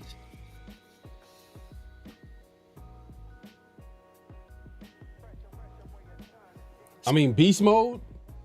Beast mode is cold. Beast mode, that's cold too. Nah, I can't even like that's a cold. That's up there for football ones. That's definitely up there for football ones. Because it's so descriptive too. Oh, you know what, man? Another one. I can't even. It's another one nobody ever thought of because he's not a big name player. Peanut Tillman. Yeah, you know he's an FBI agent. Yeah, Peanut Tillman. Charles. We start talking about Charles. Charles. Brian Goes said Lester the Interceptor. He probably. He probably the assassin is cold. Dr. Death thinks somebody said that. That's cold. The bus. The refrigerator. The bus? Yeah. Oh, the bus. Hey, William the refrigerator. Perry. LS he got the nicknames down. Yeah, bro. the bus is cold. Yeah, somebody said William the refrigerator Perry. That's cold. Mean Joe Green is cold too. Yeah, no longer definitely. Mean Joe Green, yeah. Mean Joe Green is cool. Ironhead Hayward. Damn, Jerry Rice did he didn't even have a nickname. Jerry Rice didn't have a nickname. Tim Brown didn't really have Old Man Willie. Old Man Willie. I said Iron Mike earlier. Iron Mike Tyson. Yeah. Iron Mike is cold. Ali didn't have a nickname either. The Ghost, David Casper, the Ghost to the Post. That's cold. Yeah, the Ghost. Yeah, Ali didn't have a nickname either. But his mama named him Clay. I'm gonna call him Clay. Nah. Anybody seen that movie? I know what I'm talking about. That's hilarious. Steve, DBs were the Soul Patrol. Yeah, the Soul Patrol. Mike Tyson, yeah, man. Ickey Woods, Mr. Raider. I guess Mr. Raider. They used to call him that, but I don't know if that would be like that nickname. But hey, man, we appreciate everybody coming through. It's been a great show. Make sure to clock in at this point, clock out, hit that like button, hit that subscribe button, hit that notification bell. We're going live on both our channels, so if it's first time watching us, definitely subscribe to both and definitely hit that like button, and then also hit that notification bell so you'll be notified when we drop new content, we go live, all that good stuff. Severe, man, let people know where they can find you, what to look forward to, all that good stuff, man. Oh, yeah. Shady McCoy. It's another one, though. Smoking Joe Frazier. I think that's clean, too. Yeah. But you guys know what it is, man. The Severe Raider here on YouTube, TikTok, Snapchat, X, IG. Basically everywhere, the Severe Raider. Here with my guy, Pharaoh. Tuesday nights, the world famous 50-50 show. Appreciate y'all rocking with us. Wednesdays, now we're doing Raider Roar Room on the Wednesdays for the film. Give us a little bit extra time to look at the film. And I was looking at the guy Ami earlier, and it's not a good look, Coach. Not a good look. All right, we'll see you tomorrow. But yeah, catch me in the War Room Wednesdays with my guys. Chris for Protect the Shield and 805 Raider, as well as on Sundays, and then right back on Thursdays with my guy PharoahNFL for Around the Shield, where we're trying to bring you some of the best guests for some of the best conversations. So make sure you tap in with your boy, hit that like, hit that subscribe, and share with some people who you think would enjoy some of this Raider content, and some people that have some good nicknames. Maybe they want to put it in the chat. Just share with them. Maybe we forgot something. And if you haven't done so already, head over to my guy Pharaoh's channel. Make sure you hit that like and subscribe button over there too. Muggsy Bogues is cold. Muggsy Bogues is cold. Yeah, Muggsy Bogues. Yeah, man, we could keep going, man. It's a lot of people that we probably forgot. Chester Molester, bro. That's a terrible nickname, bro. That's a nickname you don't want to. That's imagine imagine being introduced somewhere. It's like, my guy Chester the Molester. Like people are gonna be walking the other way. Like, what the hell? The Condor. The Condor. Yeah, that was Max, right? That's and then the thing is, that wasn't even self-proclaimed. That was Baldinger. Brian Baldinger. Yeah. That was clean. That's clean though. You know what? Lights Out, Sean Merriman. Cadillac Williams. Yeah, Lights Out was cold too because he had to dance. Yeah, he had to dance with it. Yeah. But Hey, man. Well, we'll be back here later this week, man, around the Shield. Hopefully we'll have a guest for y'all this week. So make sure to tune in. Make sure to hit that notification bell. You'll be notified. We'll have last week was a great show with 805, and hopefully we can continue that great conversation with another guest this week. And then we'll be back here next week, obviously 50-50 show. Be on the lookout. We're dropping new content, especially on Around the Shield. So if you haven't followed Around the Shield on X or on IG, definitely go ahead and do that. Grandmama Larry Johnson. Grandmama was cold. I'm laughing at Rocket was cold, but come on, Marty Mark. Come on, Marty Mark. I'm not doing that one. Pistol Pete is cold. Pistol Pete never is cold. Too. Zeus. Yeah, but he trashed us over there. Like, it's my dog. That's it. I think he better than what he was last year, but you gotta earn that nickname, bro. I ain't calling you Zeus until you start. Marty Mark, what you be doing in your free time, man? Come on, man. Come on, man. Marty Mark is a fool for that, man. He a fool for that one, man. Oh, man. Hey, last thoughts before we head out of here, man? Nah, man. Chester the molester is still. I'm gonna be laughing at that tomorrow, bro. All right, y'all, man. We'll see y'all later this week, man. Around the Shield, man. Peace. Just win, baby. Hello? You play to win the game. You don't play to just play it.